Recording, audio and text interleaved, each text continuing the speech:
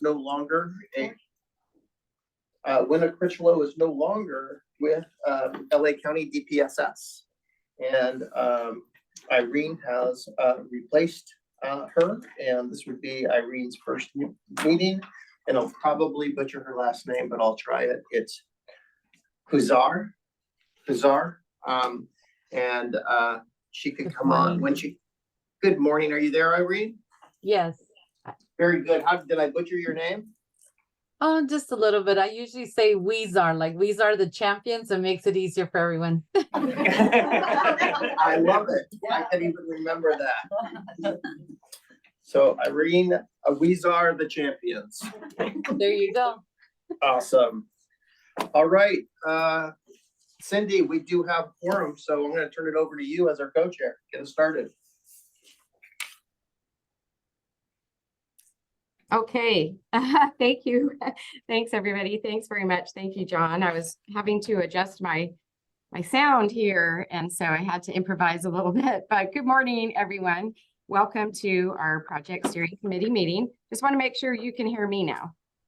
We can hear you, Cindy. Okay, great. Thanks so much. So I'm calling the meeting to order, and the first item will be the agenda review, and I'll turn that to you, John. Great. We only have one action item.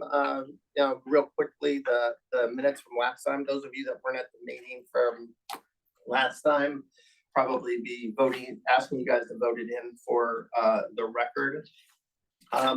This is a really exciting day. Many of us have this PSC circled on our calendar. This is the first meeting where all 58 counties are on CalSAWS. We've been talking for years. Many people have been talking for decades about, is California going to come to a single integrated eligibility system? When would that be? And as all 58 counties all of our project teams, vendors have been working together, we had November of 2023 circle. And my goodness, the counties have done a stellar job to be able to get us there. And I appreciate the work of the project team to be able to do that. We truly are one, and that are powered by our 58 counties. There's just no doubt about that. So this is an exciting time. We're gonna have time to celebrate that in January at our conference. But today we want to reflect on what's going on in Wave 6. You know, every single one of these cutovers are a challenge. There's no doubt about it. And the Wave 6 is no exception. But we want to hear from the counties. The system is stable and running well. And when I say system, it should be systems, because there's so many different platforms and services that are packaged underneath the CalSAWS umbrella. So we want to take some time and really reflect on that. And of course, we want to hear from our counties that are making that big adjustment that many of you have already made. We want to talk about project risks. One of the things on project risks that we're going to be talking about is really it's a pivot now from DD&I risks into M&O risks. And what does that mean? And what have we heard from the counties? And one of the things we've heard from the counties is reports. We need to get used to reports. We need to understand reports. How are we going to do that? So we're going to be talking a little bit. Sean Swift's going to come in and talk a little bit about a new M&O risk that we've developed for reports and tracking all of the risk mitigation. So as the risk for D&I come down and the number come down, we are going to start highlighting what are the maintenance and operations and production risks that are out there. And we need to hear from our PSC. Are we tracking those things? Do we have traction? We have to improve communications from the project to the counties, from the counties internally, that we're all headed in the same direction, and with our state partners when things impact state reports. So looking forward to that discussion as well.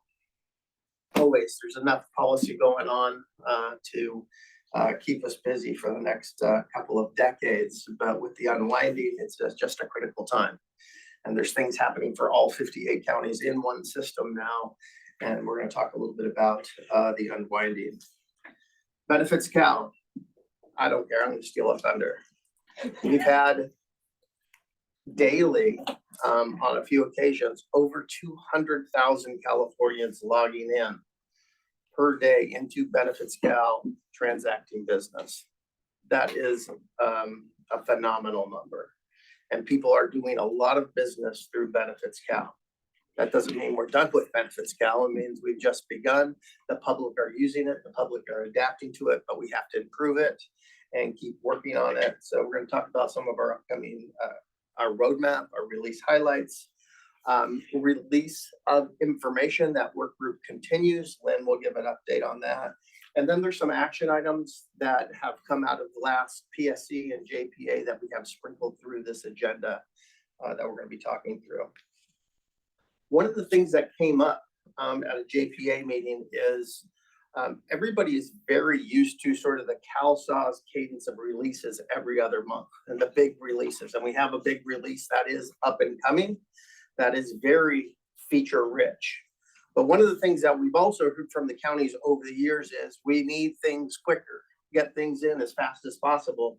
And we've gone to a process called release when ready, when the change is smaller, it isn't as big. And I think some folks from the JPA wanted to hear a little bit more about that. What is the testing process, those types of things. So we're going to talk a little bit about the release when ready process. And then we'll be going through sort of our quarterly statistics, SLAs, production stability, tickets, defects, especially as we wrap up and have all 58 counties on board. It's going to be important for us to be able to track that. The board always wants us to track our onshore DD&I effort versus our offshore and how those things, if there's any difference in quality, and look at imaging.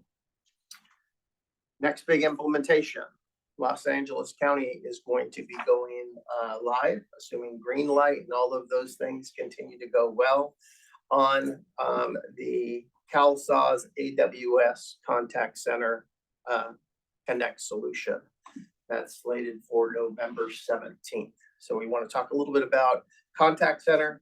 One of the things when we had that AWS outage that was there, people were asking about how do we do continuity of services when all of our eggs are in one AWS basket, and you have the application, you have your contact center and things like that. When there is an AWS wide outage, as we experienced earlier this year, it really impacts the county. So a little bit of a discussion on that. We've talked a lot about the building of bots, a welcome bot and an authentication bot, doing proofs of concepts on those things, rolling them out, and then we put a pause on that. There was not an optimal customer experience on some of those things. Team's been working on those things and has made some progress. So they're going to update us all on that. We're going to talk a little bit about the initiative formerly known as LEAP, and I'll give you an update on that, both Peggy and myself, a little bit later, and maybe a little bit of a pivot that we're doing. Not maybe, a pivot that we're doing. Wanted to talk about the upcoming schedule for PSC and JPA.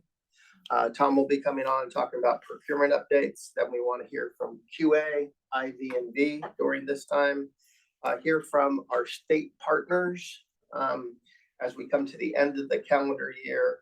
And then what I think is most important is our regional updates, hearing from you and how all the counties are doing. So Cindy, I think we have plenty of time for this meeting, but again, I think we have a full agenda. Great, thank you so much for that. Okay, this is the public opportunity to speak on any item that's not on the agenda. Public comments are limited to no more than 3 minutes per speaker, except that a speaker using a translator shall be allowed up to 6 minutes. The public may also speak on any item on the agenda by waiting until that item is read and then requesting recognition from the co-chair to speak. All lines will be muted. To unmute, when connected via computer, click the microphone icon. When connected via telephone, press *6. Any comments from the public on an item not on the agenda? Hi, this is Jennifer from the Advocates Group.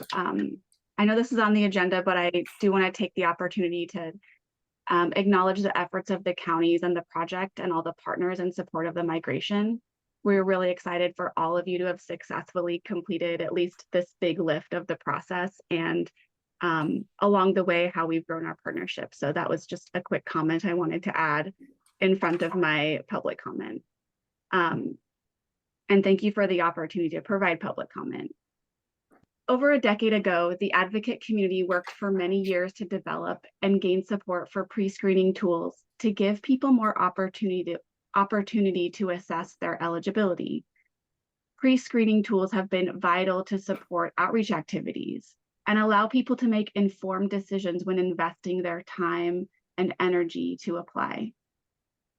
Advocates recently requested that the See If You Qualify chatbot on Benefits Cal, which is essentially a type of pre-screening tool, be deactivated from the website because it was providing incorrect assessment for certain populations, especially for CalFresh and Cash Aid programs.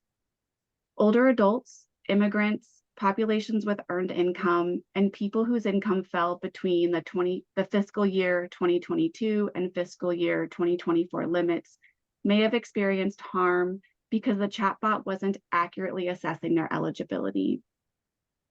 We appreciate that the project is taking steps to deactivate this functionality by tomorrow to reduce the harm of people receiving erroneous assessments that would discourage them from applying. We still believe that a pre-screening tool such as See If You Qualify on Benefits Cal is vital and necessary for the community. We want to support the CalSAWS project and the Benefits Cal team to relaunch the tool as soon as possible. We request the following steps be taken in collaboration with advocates and state partners as required by Welfare and Institutions Code 10823.1 through 3. First, identify a timeline for the tool to be relaunched. Second, review and update the information being used to inform the See If You Qualify tool. I know it doesn't have a rules engine, but essentially how are those rules being informed with data? And this information should be publicly available on an ongoing basis. Third, develop accurate language that identifies the limitations of the tool so people can make informed decisions about using it. And finally, create an ongoing and transparent process for updating the tool on a regular basis. Again, we appreciate that the project is taking steps to mitigate harm while the issues with the See If You Qualify tool are addressed. And we look forward to partnering in support of Benefits Cal and the consumers who depend on the services it provides. Thanks again for the opportunity for public comment. Great, thanks so much for your comment. Anyone else, member of the public that wishes to speak?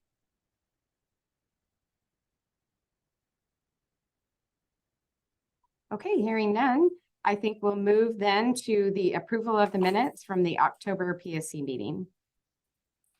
Very good, thank you, Cindy. The last page, page 4, has the action items.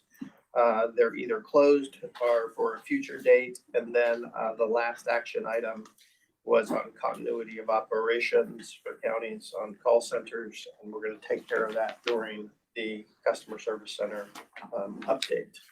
So these minutes are open for PSC approval or correction. So I'll turn it back to you, Cindy, to see if we have a motion. Okay, great. Any motion to approve? Region 3 moves to approve. Albert, Region 5 seconds. Very good.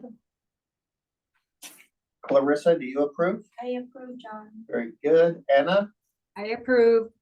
Excellent. Eduardo? I approve. Excellent. Cecilia? I approve. You, Cindy? I approve. Excellent. Elaine? I approve, John. I wasn't here, but I approve for the purposes of record. So much. And Sandra, I see that you're on. Do you approve? I approve. Thank you so much. Irene, do you approve for the record? For the record, I approve. So much. Lashonda? I approve. Excellent. And Olga? I approve. Excellent. Cindy, that concludes our one action item, and that moves us into informational items. And we can get started on our Wave 6 Go Live debrief and production updates. And I'll turn it over to Arnold.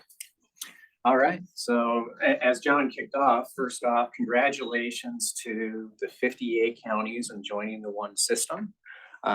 Wave 6B, which completed on 10/30, was our smoothest conversion yet and completed 5 hours ahead of schedule.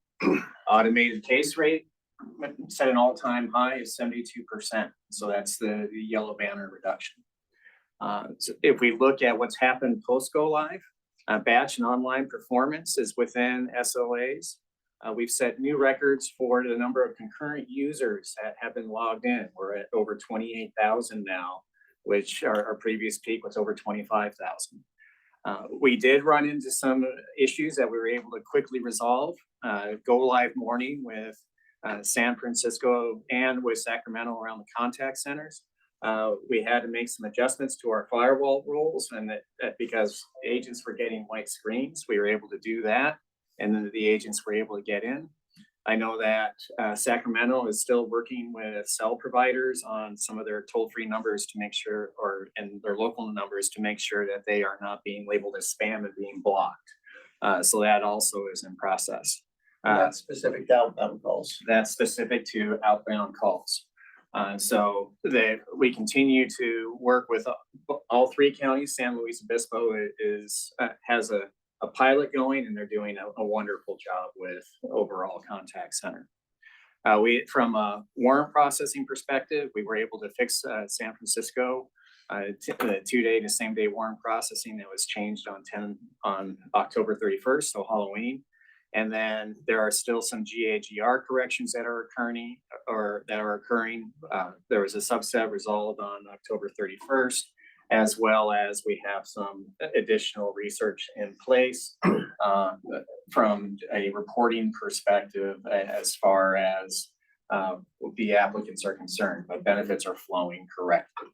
So overall, we're sitting here with a week and a half into this and doing very well from an overall perspective. Dan, do you want to kick in there? Yeah, I think this just came up. It says in research for the incorrect reporting type. My understanding is that's targeted for resolution by the 21st. Yes. May payroll. That's correct. That will prevent notices from going out that shouldn't. That's correct.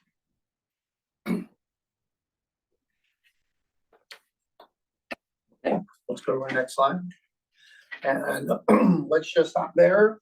And we really want to spend some time and hear a little bit from our counties and just really have an open discussion. So if you don't mind, Eduardo, as we're sitting here in the room, and we'll go with you first. Thank you, John. Appreciate it. And I think I'm going to start by just basically saying thank you, one, to everyone in this room. Thank you to all the counties who have made this transition, obviously, before us, because y'all paved the way for us, which is great. And as just speaking a minute ago, just hearing how virtually the highest rates, everything, that's just great. But then I have to tell you my fun story. I hope you don't mind, because literally day one of our go live last Monday, walked into our main control command center, and walk in happy, looking at everyone in the room, packed room, and it was dead silent. And all I could see is looks of concern. It was shortly after 8, and the first thing in my head was, oh no, what happened? No one said hi to me, no one acknowledged me, and I'm thinking, wow, and our director Ethan had not been there yet, so I thought, okay, this is not good. And then I started hearing the mumblings that the contact center was down, and then went, oh no, oh no. But within minutes, hearing all the positive reports, it's coming, it's going, this was it. The sigh of relief I think you felt in the room, just looking around the table, everyone that was in there involved was just fantastic. All the processes, everything put together, everything we had in terms of fail-safe to go forward almost worked flawlessly. So it was a minor hiccup, and the panic was there, but it wasn't there. So that was one of the greatest feelings I had walking into that. Ethan showed up a few minutes later, and he kind of had that look of concern. I said, don't worry about it. I think they got it covered. And I know it took longer than we anticipated, and it felt like forever, but it really was such a minor time that after that, I felt like in the first 2 days, that was the worst thing that happened. And after that, just as I was saying, John, we walked in this room, everything was more minor, hiccups, glitches as expected, but nothing that felt critical. And again, all the support, especially for those folks who were there helping us across the bureaus and the offices, really, really worked out well. You know, the staff's anxiety levels obviously dropped a little bit. By day 2, by day 3, it kind of felt like, okay, everyone's getting the hang of this. It helped us internally identify some processes that we know we need to improve. But again, nothing related to the migration. That's just process improvement that we continue to work on. So overall, a pleasant experience. Like I told John earlier, probably some of our line staff will say something different to me. But from our level looking at it, it's worked out. And we had one of our post meetings yesterday afternoon and hearing kind of, we're already at the end of week 2 and moving on to week 3. The holiday could not come up at a better time to really understand, you know, again, the great work that came before this to get this going. So again, we know there's will be some glitches. We know there's still some hiccups here and there that we'll work through. And again, thank you for all the support and everyone else. And another ones that are going through it with us right now. Monumental feature to hear that this is statewide now, all 58 counties, truly remarkable. And just on behalf of myself, the department, I think everyone involved, just happy to be a part of it and to be kind of in this era, to be able to say somewhere down the road, we were there. So thank you all. Thank you, Eduardo, and your team's just been phenomenal. We know that these are historic times, so much going on from a policy perspective and things like that. And your staff, everybody is so receptive to everything that's going on. And both yourself and Ethan have just been really a calm and positive influence on these whole things when there's been bumps and questions and things like that going through. So we appreciate the partnership. Anna, anything, you want to go to San Francisco and you and Bernadette maybe give an update? Hi, John. Hi, good morning. Hey, Bernadette, go ahead. Hi, good morning, everyone. My name is Bernadette Casino. I'm the CASOS manager here in San Francisco, and I am delivering our production report on behalf of our Deputy Director, Ana Pineda. I'd like to start by saying that we made a wish for a boring cutover weekend, and we got our wish. Ta-da! So yay. Very smooth conversion. Click-through took place at a normal time, and many of us in the county were in bed by 11 p.m., so we got to get some rest and getting ourselves ready for production the next day. Overall, our implementation went really well. As expected, there were a few hiccups. We had some bottlenecking in our contact center, but it was all hands on deck from the project to quickly resolve the issue. We are continuing to work on a few contact center items to improve on a couple of areas. We also ran into some issues with issuing our GA warrants, as was reported. But fortunately, we discovered these items or these issues even before we went live. And so we were able to get ahead of it, communicate with our customers and providers, and deploy fixes. And benefits have been going out without disruption to our clients. We went live with our kiosks in only one lobby. And this week, we started work on bringing up more kiosks, including in 2 of our busiest lobbies in our mission area.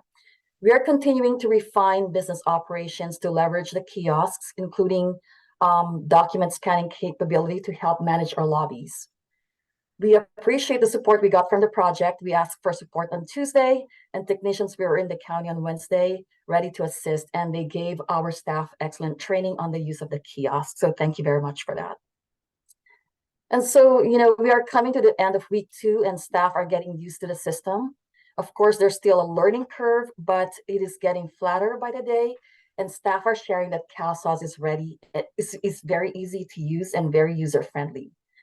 We are experiencing some growing pains as we get familiar with the system. We did our best to redesign our business processes based on a conceptual understanding of the system.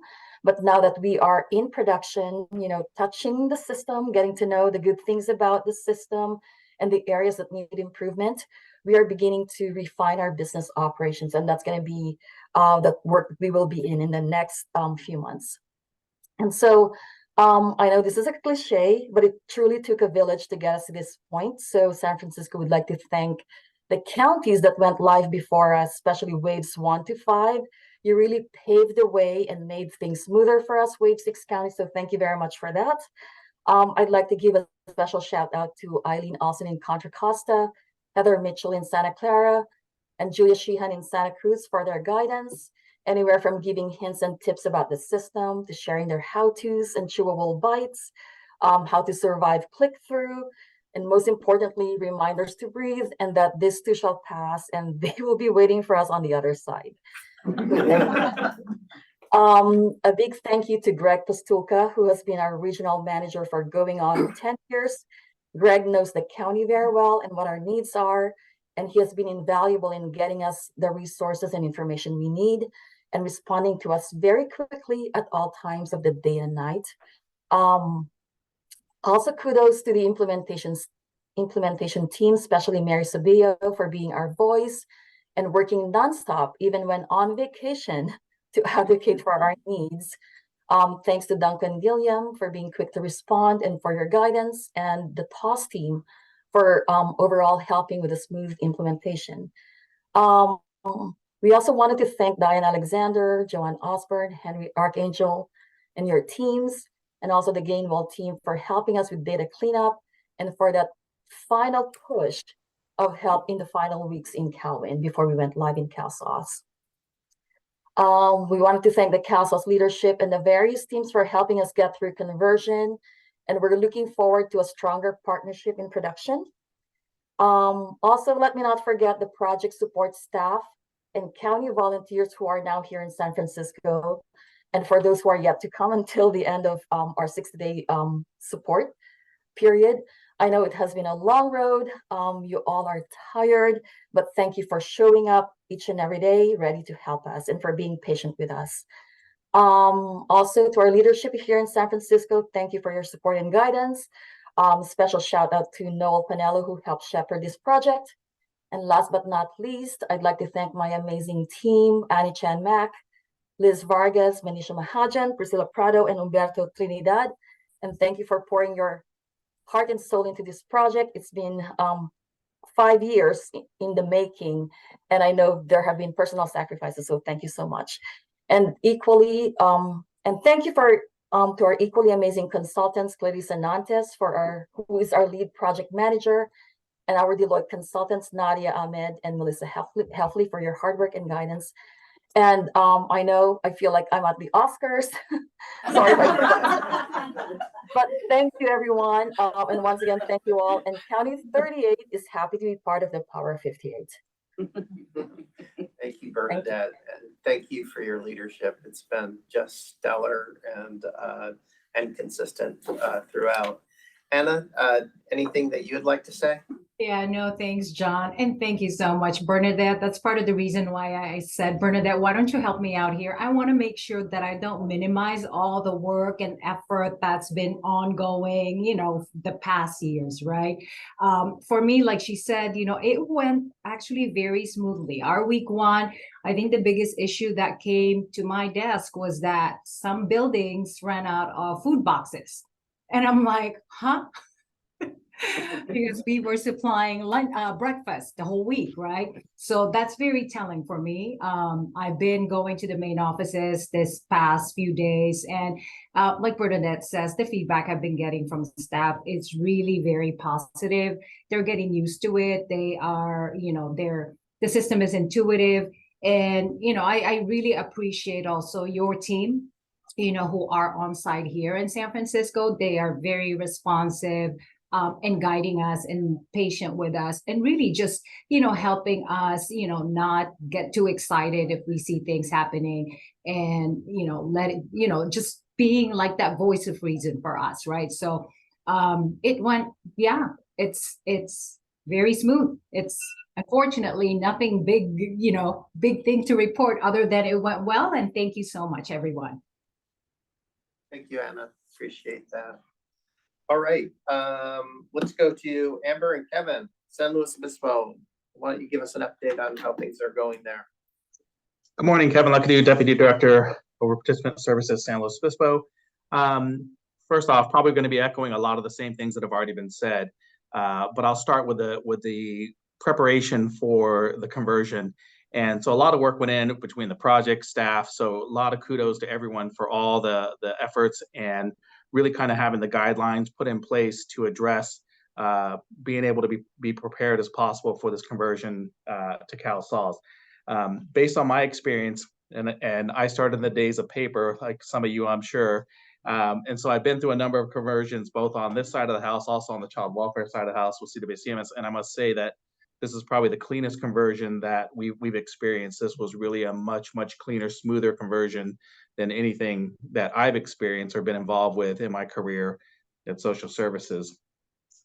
So kudos to all the teams, the project team, all the IT, our internal IT, everyone to make those things happen, and all the staff who really made sure things were taken care of prior to that conversion. So a lot of good news on that front. I think that for me, I walked around to all our offices last week, tried to make a stop in all our offices. Granted, we're a smaller county, so it's 6 offices. And, you know, I think first day, second day, there was a little anxiety from staff, but overall, really pretty calm, I think. You know, we had a couple hiccups, but there were quick fixes put into place. Processes were put in place to address anything that came up. I don't think we had anything major. And when I say anything major, meaning that something that took us down or was really something that threw a huge curveball. I think overall it's been very smooth. You know, I think we experienced a couple of bottlenecks. You know, kiosks were new for us. You know, piloting a contact center was new to us. So we got some new things in place in addition to it just being a new system as a whole. But I think that with input from the project team and having meetings, we've been able to kind of smooth over some of those road bumps that we've hit, really kind of dialing in some of the kiosk issues. So really trying to push forward with, you know, encouraging benefits cow heavily with our participants and really trying to utilize these kiosks and establishing our business processes. I think as what was said earlier is, you know, we had established a lot of business processes based on conceptually how we thought things would function. Now that we have the system, we are, you know, having to make some adjustments, which is really not out of the ordinary. It's pretty similar with any conversion you do. I think that with walking around this week to some offices and just kind of touching base with staff, there's actually a pretty good calm in the air. It seems like there's really not a lot of panic or anxiety.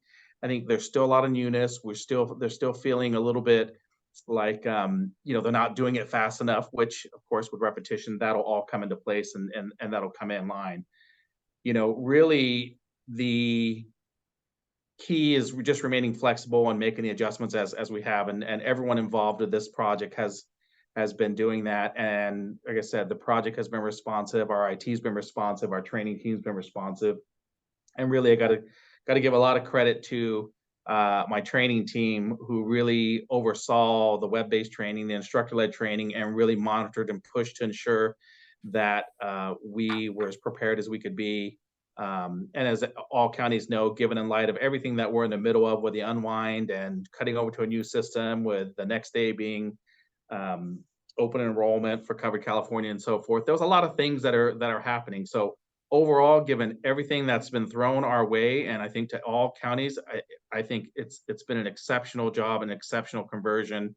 And really I believe the CalSol system is going to simplify things in the long run and is really going to help business processes and the ability to deliver services much quicker and cleaner.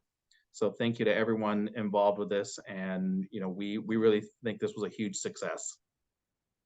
Thank you, Kevin. We just appreciate those words. We appreciate your executive leadership and involvement. And, you know, you might see in the chat, you guys did a stellar job. You know, you hit some training milestones of like 100% of WBT. I know that was we were all a little bit shocked and surprised, and that was a sense of pride for the county. And that's awesome. You guys just really pushed in and made sure that every single person was ready to go.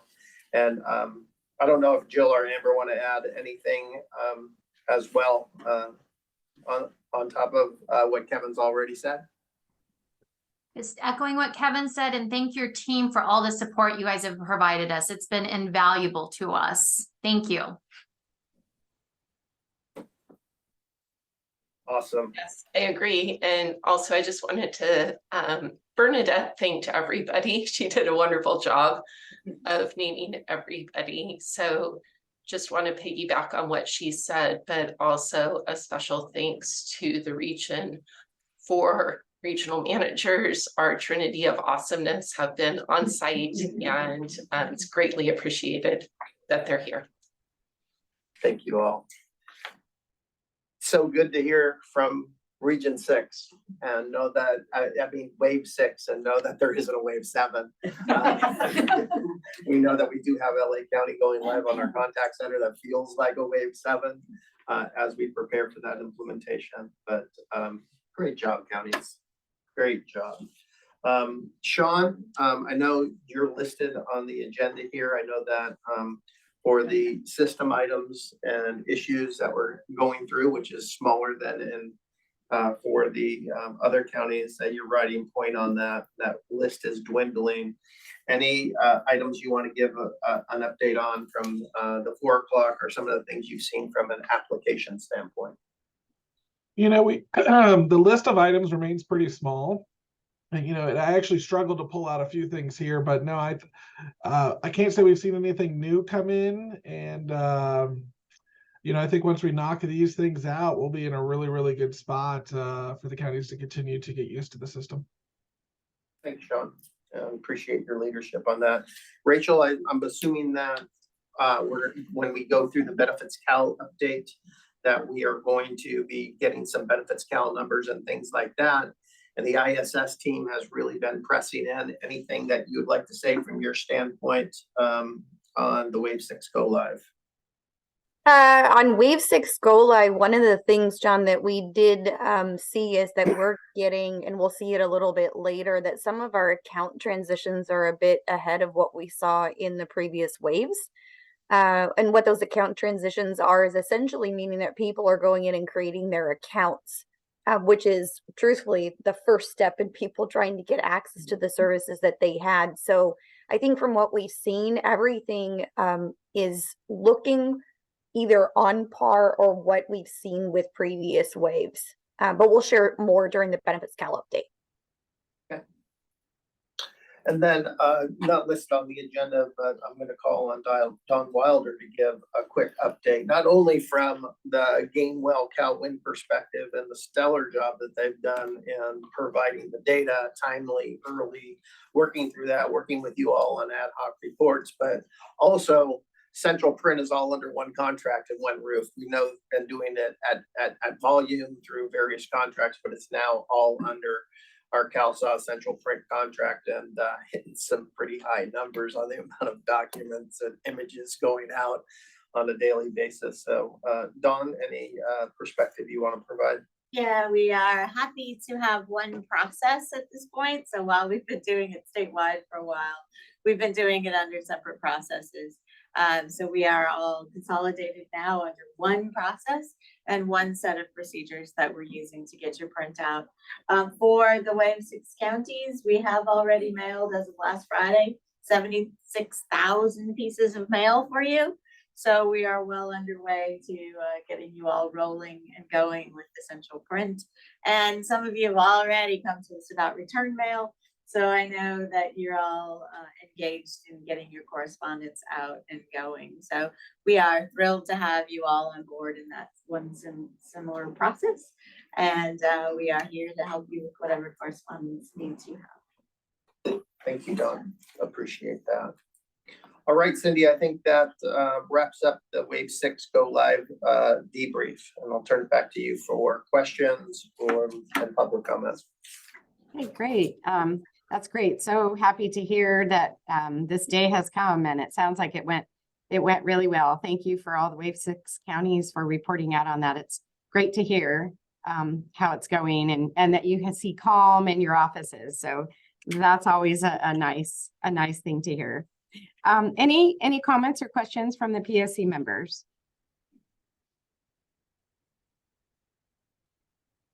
And any comments or questions from the public? Hi, Cindy. This is Elaine Martinez. Hi, Elaine. Hi. I just wanted to congratulate the other counties for successfully completing all the conversions. So it's good. It's a good day. It's a good day for sure. Okay, well, congratulations. And I know there'll be more to come when we meet together in January. So just got to get through these next couple months. Okay, we will move on to the next agenda item, which is project risks. Arnold and Sean. All right, I'm happy to report that we have a new chart here on the right-hand side. And what it does is it actually highlights the number of risks that we have open from an overall project perspective. So as we sit here in November of 2023, we're down to 13 project risks, and that includes M&O as well as DD&I. You compare that to a year ago when we had 62, and you can see that we have successfully navigated the risks to achieve the vision of the 58. What we do see is that there was a slight uptick in our overall risk trend, and that's because a lot of those 13 are yellow and amber risks, which is why you see the uptick there. But overall, a lot of those 13 have been longstanding risks that are just ongoing things to manage from the day-to-day operations of the program. So if we go to the next slide, we still have 3 conversion-related risks that we're leaving open through the current month, and this is standard procedure. We've been doing this for all of our waves in order to maintain focus. The first one is around 269, and that is around the development and testing of and refactoring of the ad hoc reports and ancillary systems prior to go live. The last report was delivered last Friday, and so we expect this risk to be retired within the next couple of weeks. The counties are going through the usage of the reports, and as they have questions, the project will answer those as we go forward. The next risk is on 280, and that is unresolved go live dependent defects not resolved prior to the go live could impact county casework or business effectiveness and process. Again, we keep this one open because they're in the period of day 1 to 10 post go live. There's a number of risks that we're continuing to implement and close out, and we expect again to retire this risk within the next couple of weeks as we continue to migrate those defect fixes in. Risk 240, scaling of CalSAW's production operations, including batch operations to provide 58 county support without effectively taking into account the multi-county and multi-vendor CalSAW's ecosystem may impact business operations. We again keep this one open through the entire month so that we can get through all of our major batch processes, including 10-day payroll, and see a smooth operation of all 58 counties with the exchanges of files, et cetera. So again, all 3 of these risks are expected to be open at this point in time as we continue to monitor. We also have Wave 6C bringing over the closed cases for the 3 counties that's going in this weekend. So again, we are just maintaining high focus to make sure operations remain steady and reliable for the 58 counties. So then if we move to the next slide, this is getting into a set of risks that are outside of the actual conversion. And a lot of these are familiar that have been open for a while. I'm going to phone some friends here and start out with Karen for risk 201. Thanks, Arnold. For risk 201 on the pace of policy, this risk relates to the rate at which policy comes in and our ability to manage it. It's an ongoing risk we've had for quite some time. Currently, we have several large efforts that are beginning, including CFAP expansion, WIDTIP, move to CalSAWS, and FSED. And typically, with each legislative session, there are a number of new significant policy items that potentially cause us to move smaller SCRs throughout the year. And as you might be aware, policy SCRs are a balancing act between trying to manage implementation dates, the level of automation in the system, and other priorities that we have at play. So this risk is typically yellow, given the amount of balancing that needs to occur throughout the year. All right, thank you, Karen. Do you also want to cover 239? I can. So 239 is on translation, state translations. And in the past, we've had significant delays in receiving translations, which has improved over time. CDSS and DHCS have different approaches to translations, and we've been working with both departments to improve the throughput of translations over time. We are currently working with CDSS to see if they can align to the software that we use, which would help in receiving translations in a more compatible format as we move forward. And we're also working with DHCS on how their translations and other documents are posted in order to improve that, that throughput that it gets to us and we are able to find them easily. So both of these are yellow because they are efforts that we are currently working through. All right, thank you, Karen. Mm-hmm. Lynn, could you join us to talk about 290 and the ROI? Yes, good morning. This one was open earlier this year, right around the May timeframe. And we've captured it as a result of counties had expressed and were unable to really operationalize the new ROI policy. As you remember, we had built out some functionality. We were targeted to release that in May, and we ended up pausing it because we needed some time to work with all of our state and other external partners to get some policy clarifications to help address these types of things. Counties had expressed their concerns about liability and being able to protect clients' data and their information. We are in the process of and continue to work with all of our partners on there through the ROI work group. And that's something that I report out on a monthly basis, both at PSC and JPA. So that level of work is still continuing. As we report out, we will be much closer to deciding how to address our functionality in the future. And because it's ongoing, again, this one is also in an amber status. Great, thank you, Lynn. Thank you. And then Sean, if you could just give a high level on 296, 297. I know we have slides that are coming quickly after this one, just to give a briefing on that. So if you could join us for 296 and 297. So 296 and 297 are a refocus of what used to be 279, as John had mentioned, moving into the kind of the M&O phase of things coming out of DD&I, that we wanted to refocus 279 on sort of all reporting and ad hoc and data usage out of the system. So there'll be a couple more slides here to come onto that, but those are more of a logical extension of what used to be 279 going forward. All right, Dan, I think you wanted to add there too. No, actually, I wanted to do a quick update on the previous slide. Okay. If you don't mind, you just go back one. Just checking my notes. So the first one there related to refactoring of ad hocs. Late breaking news is, my understanding is we closed that out yesterday. Gainwell had a quadruple extra large change that they were making that was delivered to Sacramento. So all those reports are now delivered and ready for County Val. So I think that one will be closing out. All right, thank you, Sorry Dan. to interrupt, just wanted to. No, quite all right. All right, we can move back down again. So then on 295, the Welcome Bot customer experience is our project issue. We've actually made very good progress on both the Welcome Bot and the Authorization Bot. Those are two automated features that sit in front of a contact center IVRs to help with the routing of calls as well as self-servicing. And so on the Authorization Bot, we resolved the primary issue there with the change that went in about 3 weeks ago, establishing PINs for all users. So we were able to eliminate a potential loop option that they were seeing. And we've seen the Authorization Bot increase in effectiveness. And we have a special topic further down where we'll double click on this. And then on the Welcome Bot is also seeing improvement. We are working with the counties on making some adjustments to their call flows, as well as how the Welcome Bot is reacting to those call flows to make sure that it is putting the callers into the right queues. So we are making positive progress on 295 as well. And that brings us to 203.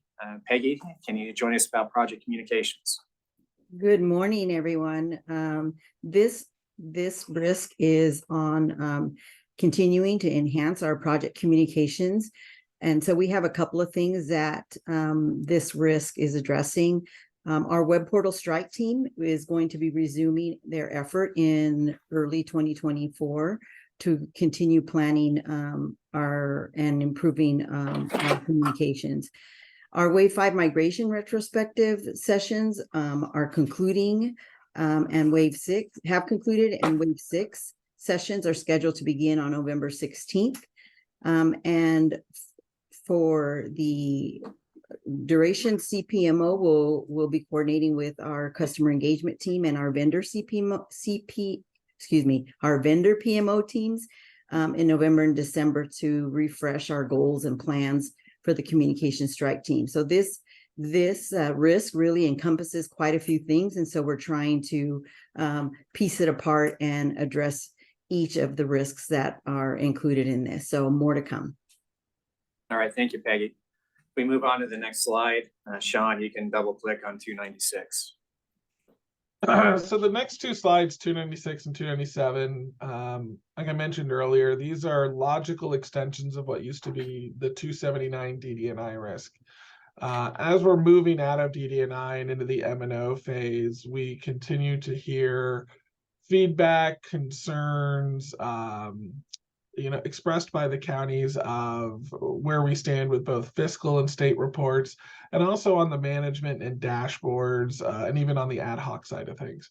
So what we wanted to do here was with 296, let's explicitly focus some effort and time on those fiscal and state reports.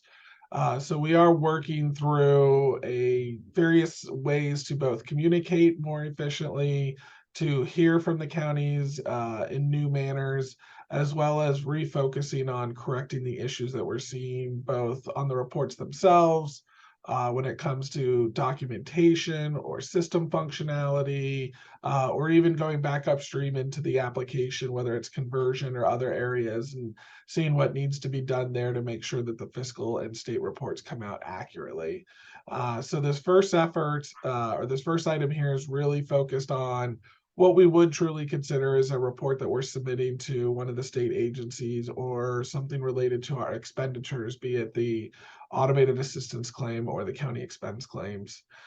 This will tie into 297 to some extent, where we are going through a phased approach of gathering information in the last few weeks as conversion has kind of come to a conclusion with 6B and then 6C this weekend. I've been spending a lot of time trying to listen and hear where the counties are, meet with counties individually, meet with regional managers. And what we've seen is that there's a lot of information we need to gather. Not all counties are experiencing the same thing. So if we actually go to 297, towards the bottom here, what you'll see is, while this one is more specifically focused at management and operational reporting and ad hocing, there's some phases listed at the bottom that apply for both. So the first phase, where we wanted to meet with the regional managers, hear what they're hearing, help gather information in a way that makes sense for the counties, that actually occurred yesterday. We had a good 2-hour plus conversation with the RMs where we got to hear pretty much what you're voicing and what we need to address. A lot of that is going to feed into the next phase, where we're going to have a pretty thorough or advanced survey come out to all 58 counties. We're only expecting one response from each county, where we'll dive more into some details and see some trends. The idea with this survey is that we'd be able to administer it multiple times to see if we're making progress in the right places at the right times for the counties. Once we have that kicked off and sent to the counties, we do want to engage in a series of listening sessions, or what I've been calling discovery sessions, with the counties. So we'll probably be scheduling those maybe towards the end of this year, or maybe into early January, where we'll engage in smaller groups, maybe not one-on-one with the counties, but we want to have some listening sessions where we can get out of the counties what it is that you're experiencing, what tickets have you had, what could we do better from a service desk or help desk perspective, and then really begin to focus and retrain the project staff on going in that direction. Meanwhile, through all of these phases, as new ideas and processes come up, we are not waiting to the phases to complete to enact changes. We've already made a series of changes. We've introduced the Accenture team into ad hoc support. So if you attend the ad hoc support meetings with the consortium, we already have Accenture staff in there to provide some functional knowledge along with the technical knowledge, because that's one of the feedback points that we had heard. We're working on various documentation efforts. 2 have already gone out. One is a one-stop shop for all ad hoc support documentation. So that CIT has already gone out for the Cowan counties. We've submitted a fact sheet on some usability aspects of Click that we think we're going to be revising and submitting out to a larger group based on the discussion with the RMs yesterday. We're also working on expanding some of our other system documentation around our inventory of reports to be more descriptive of what's in the report, as well as maybe perhaps touching on some of the logic.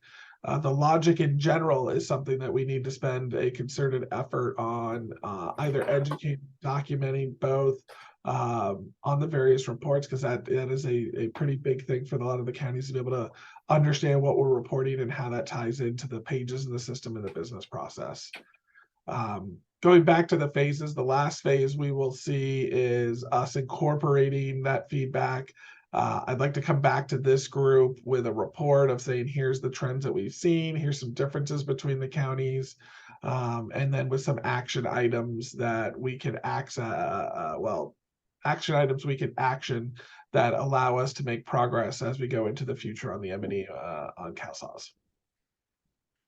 Hey, Sean, I think one of the things I didn't hear you say, but I thought the team was working on some improvements to the enhanced communication that goes out on reports and some of the tracking on those things. So it's a little bit clearer by what reports may have a defect or have a submitted change or something else like that, and sort of how are those tracking to releases or discussions and things like that. Can you talk about that? So we had previously what we had called an enhanced communication we've been sending out for the last year and a half, maybe 2 years on a monthly basis. We went back and revised that based on what we had been hearing from the counties, from the RMs, and seeing through tickets. That now goes out bi-weekly. It is now inclusive of all reporting issues, whether that's state and fiscal or not, and more focused on our management and operational. It is an excellent one-stop shop to see what is out there. I can see which state reports have open either defects or SCRs. If they're SCRs, when they're going to get fixed, because we expect defects to be resolved within the first few weeks. So it's a great stop, particularly if you're hearing, hey, we have significant issues. We can pull out this enhanced communication and see where we stand every 2 weeks with all of the counties. That is a very wide distribution group, so it does go to all the PPOCs, all the RMs, the CRLs, the fiscal committee members. There's a lot of people who get that because reporting does impact a lot of the system. But you're right, John, that is one of our biggest communication changes that we've done in the last few weeks that hopefully will allow the counties to see where we stand on any particular report in the system. Thanks, Sean. Appreciate the work on that. And, as counties are looking at that, if you guys look at that and you might disagree with something, this is an effort to get to a single source of truth. So it might be like, oh, I need to engage. I don't agree with this status here, or else I have a different perception. Great, engage with the project. It's trying to get everybody to a single source of truth that is tracking where we're at on these various groups of reports and data usage as we go forward.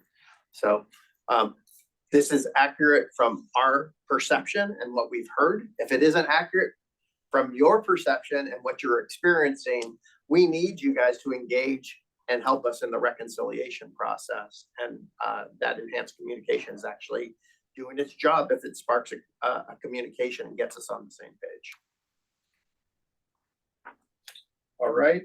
So again, this is something that we've heard loud and clear from all the counties. It's always been throughout the life cycle of SAWS, as we've gotten folks in and the caseworkers are using the system and we're getting past conversion and stuff like that. It's always reports. I need to understand the data. I need to do these things. And we want to make sure that we're having a concerted effort on this in partnership to get everybody to a better place. All right, Cindy, so that wraps up the conversation on project risks, and it's back to you for questions and public comment. Hey, great. Thank you. And thanks everybody for your report outs. It's nice that the risks are getting smaller. And so we appreciate that. And And Sean, look forward to working together on the reports. I think that'll be a real exciting next adventure, and appreciate all of the weekly communications as well. So sometimes I'll listen in and I'll be like, oh, that's something we need to know about. So yeah, really good. Really excited for the new things happening in the new year. So thank you for that. And any comments or questions from PSC members? Sandra? Hi, sorry, I was having some technical difficulties. I just have a comment and just on risk 297. I really appreciate the proactiveness on the reports because this is one of our biggest needs. And I really, I think it'll be really helpful to get a lot of feedback just to make sure that they become a little more user-friendly for the counties. But I appreciate you guys putting this effort forward. So thank you very much for sharing all that information. Thanks. And Elaine? Oh, hello. Sean, thank you so much for your presentation. I appreciate the walkthrough in terms of the phases by which the counties could expect to, see progress in this area now that all of the counties are on board with CalSAWS. This is definitely an area of concern for our staff because they're just so committed to ensuring that all the work gets done to serve the public. So thank you so much. And Cindy, just to let you know, we have two PSC members, Clarissa and Alberto, that want to provide a question or a comment. So okay, maybe great. we can start with Clarissa first. Thank you. Thank you, John. Thank you, Sean, for a detailed explanation of how we're going to address risk 296 and 297. I think we can't wait for the report discovery sessions as we move forward. As we wrap up Q1 reporting for state fiscal reporting and our county expense claim efforts, we're ramping up to go through our Q2 reporting.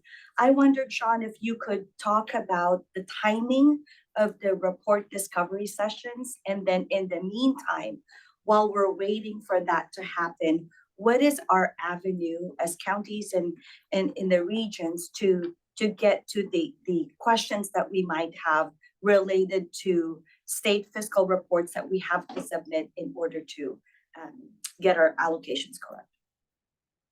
So as far as timing for the phases, so phase 1 occurred yesterday.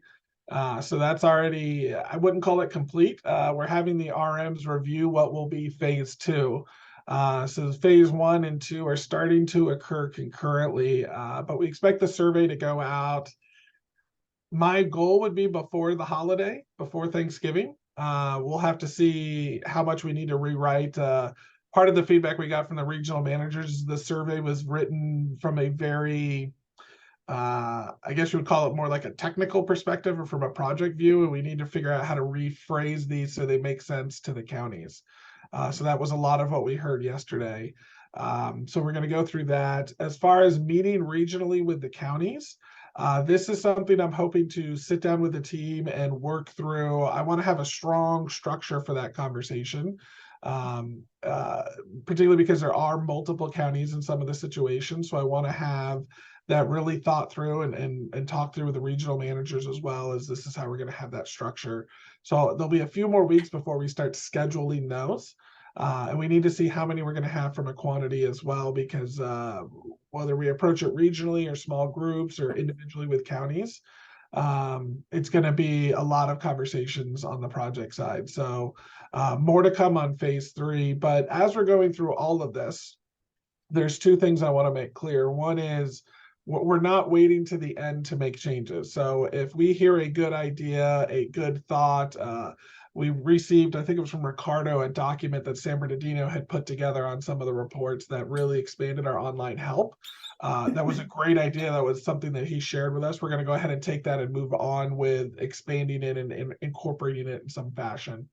As well as what did we also hear from the Wave 6 counties is a desire for, well, what is claiming? How does that work? What are my fiscal processes? How does that tie into the report? So that's a good one-off document we can provide as well that starts to put that structure in place on how the system works. So we're going to take those and move on them and not wait through the phases.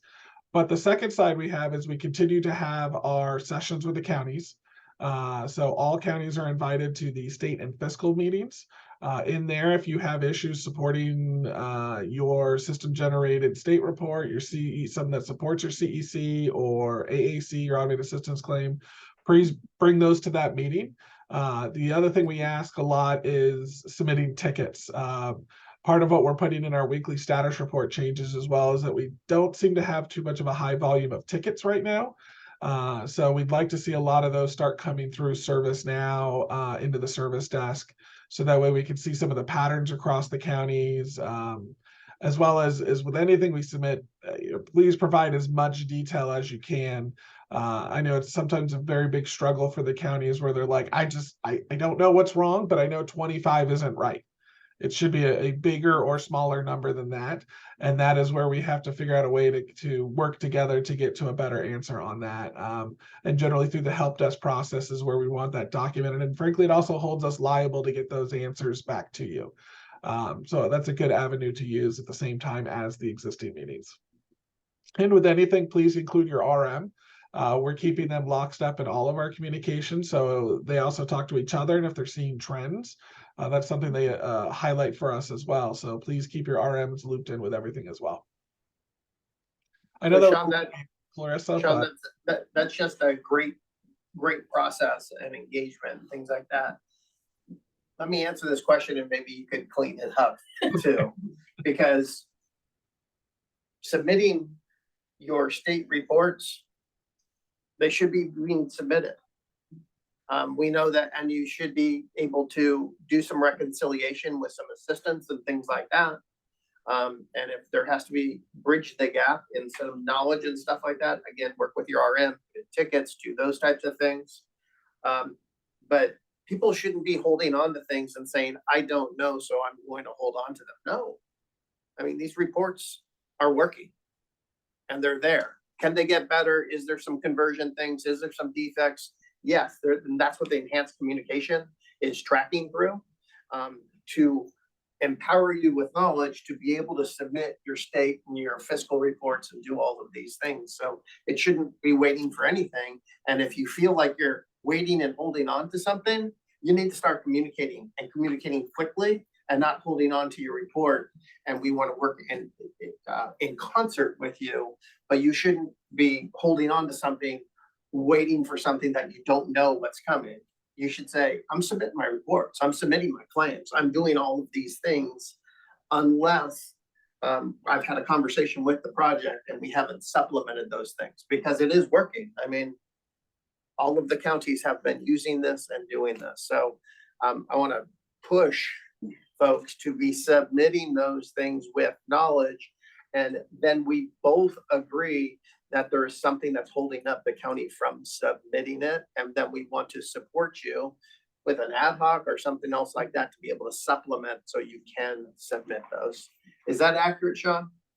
it is, and like I'd like to reinforce that supplement concept, because a lot of the times, particularly right after go live, that first month, that first quarter, we supplement a lot what is generated through the system. And so the idea would be combining what's in the system with that supplement where we've corrected something for you. So we know we have certain times where I will provide you the spreadsheet or provide instructions on how to filter something out of the state report. Those are part and parcel to being able to move forward and get further and further away from conversion. Right. Or sometimes counties have submitted something to the state and they will return it back and say, this doesn't match something else. So I think that's where we get hung up is, okay, well, then we get gun shy on, okay, now let's make sure. The next month, we want to make sure those things match before we submit, right? But certainly we'll work with our RM to make sure what those reports are, where we've got called out on these cells must, you guys know, these cells must match these other reports that you've submitted before. Why aren't they matching? Then we could just have to provide an explanation. But maybe that's the collaboration with the team, is if we're able to get the explanation and submit that explanation to the state, then we're all good, right? So I think it is just that making sure when we're talking to the state, we're consistent with what the other counties are expressing as when there are non-matches in some of those reports. Very good. Albert? Well, as you can tell, which item caught the county's attention, it's Albert with Region 5. And I think just from our county's perspective, so we went live with 4, and we are just talking that we're still in the discovery stage. So everything is at the beginning, but just to your point, it doesn't match. And we're trying to figure out what happened, you know, and then we go, our first answer, our first thing is, it's broken. It's not. It is, you know, talking to the team is learning the new language, learning. CalSAWS might have another status that was not available in CalWin. And we've noticed that, again, with some patience, without overreacting, and because I'm one of those individuals, that we need to sit back and pick up the phone, have those conversations, and hear, well, what is it that you are counting? What are you counting? And then you can realize, oh, we were counting 2 things, or you're double counting, or we're double counting, or our query was not as correct as it can be. So for those wave 5 and wave 6 counties, patience, you know, because there's too much stuff happening. And again, our first reaction is it's broken. And I think it's, you know, picking up, working with your RMs, you know, working with the team and have them explain. And in those conversations, I will assure you, you will get to that middle ground where you're like, oh, and then when you submit a report, you add a note. You know, we've done that. You know, we've added a note. We had when we went live, we lost population in Medi-Cal that CalWin had an 8 code for tracking purposes. It was a tracking purpose 8 code, but because they had an 8 code, it was active in the system. CalSAWS doesn't have that tracking 8 code. So we lost a population. They're like, well, how is it that we lost 30,000 people? Like overnight. So again, and that's just one example of things that, you know, it's the systems. And again, for those waves that are wave 5 and wave 6 that went after us, that you guys are still in that discovery phase. It's just that it's patience, working with the team. We've speed dial right here, trying to figure out, especially with those reports, right? And I think that the panic is those that we have to external report out. Anything that's internal, anything that we do for ourselves, you know, you can refigure, we have opted to stop using and rebuilding, seeing what's really available, see what we can use within the reports that are available. And anything that's internal, put it to the side and see, well, do we still need it? Because many of the reports that we have internally was for, I think somebody mentioned, were for tracking work or assigning work. Well, now there's more functionality within the system that maybe those reports are no longer needed. So again, I just want to put it out there because again, we're 4 months in San Diego with wave 4, and that's we are walking backwards from the cliff, right? Because the first couple of months we're like, something's wrong. No, I think it's just that it's learning. There's a lot of language, and it's simple as that might sound. You know, we went from RR to RE. That alone is a big, you know, because you're trying to be hip and start using the new terminology, and you're talking to individuals that have been doing this for a long time, and you go, well, I need to know how many REs in December, and they're looking at you like, what? RRR. Okay, they know what to do. So sometimes that's also what we're asking, and also with the people that we're talking with, they are in the CalSAWS world, and they understand that language, where we are still trying to, you know, work. I'm ESL, well, now we're CalWin. That's our first language now, so we're just trying to understand. So I'm just gonna put it out there. Just again, it will be better. I heard Sacramento say that the staff is saying each day is better. It continues in month 4. Each day is better, and all operational. So I just wanted to provide that that point. Cindy, I think that's everybody in the room. Okay, thank you. And any other PSC members on the line? I just wanted to add a couple things. thank Sean with what you mentioned about reminders about tickets. And so I will also remind our fiscal staff here when I have talked to them. I think what happens is we figure out, you know, workarounds or sideways or different things. And so I think that a reminder will be helpful, because if something isn't working, we need to, you know, call it in rather than just kind of deal with it or work with it or fix it or something like that. But, you know, we have people doing that on the side. So that's a really helpful reminder. And then just another thing too, that you had mentioned about ad hoc. And also sometimes, like I said, on those reports meetings, it's a broad span of probably participants and information, because it's not just state reports. I think too, it's other things, you know, maybe that come up, like the winds or something like that, that's not particularly related to a state report, like a 237 or something. So anyway, I think, you know, somehow if you can try and reach out and get the broad spectrum also, you might have to, I don't know, split it into two or something. But I know that's been, you know, even with C4, kind of figuring out when they say we want a reports representative, is it a state reports representative, a fiscal person, or maybe somebody on the program side who works with other types of reports? And so like CalOR reporting or something like that. But anyway, just a couple comments from your comments. But thank you for the in-depth conversation. Thank you, Cindy. And so just wanted to reach out now to the public. Any comments or questions from the public? Yeah, this is Jennifer from the Advocates Group. Going back to the slide, one of the first slides about the risks related to the contact center and the welcome bot and the authorization bot. We've been hearing that some people are having a hard time getting through the authorization bot. And so I don't know if there's information that would be available about the options people have when those bots aren't working for them.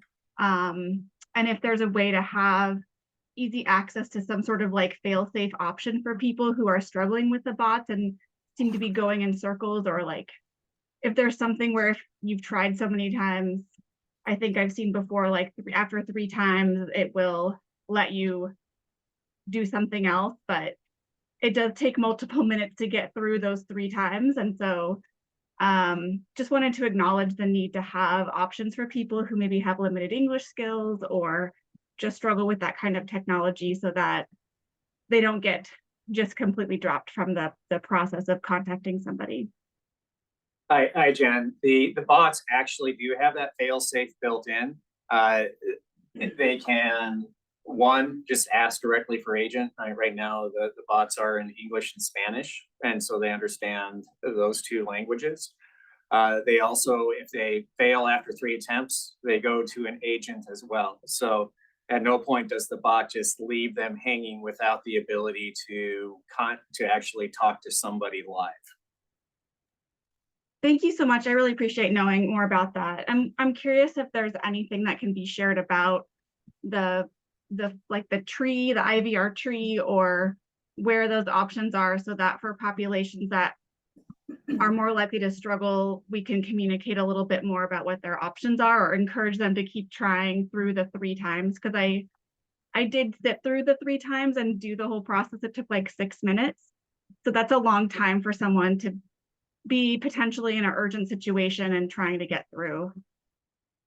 Right, and if that's the case, again, at any point in that conversation, they can go to agent and bypass having to wait that. So as long yes.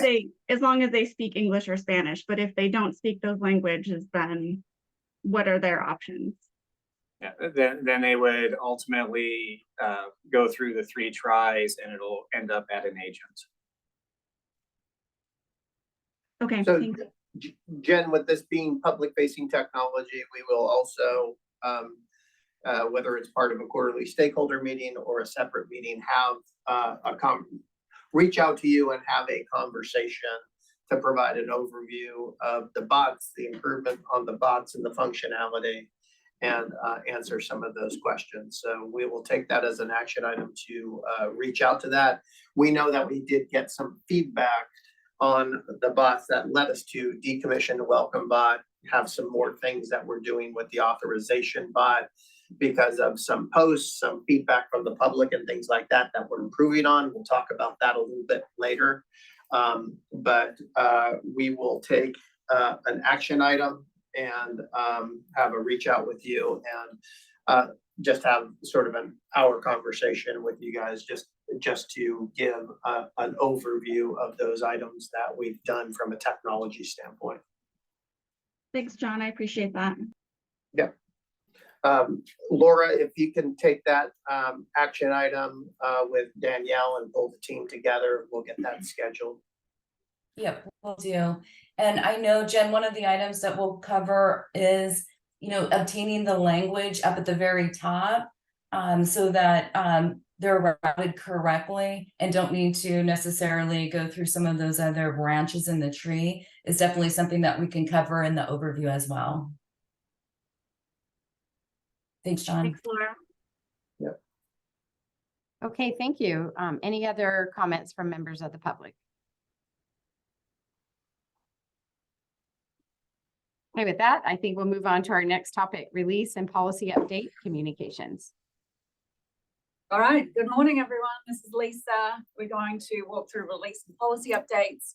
As usual, we're going to start off with the continuous coverage unwinding. Our guest speaker today is Catherine. Catherine, are you out there? Yes, I'm here. Thanks, Lisa.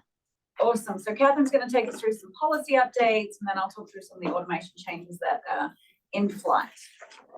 Take it away, Catherine. All right, thank you. Good morning, everyone. My name is Catherine Floto, and I'm providing updates on behalf of Teresa Hasbrook today.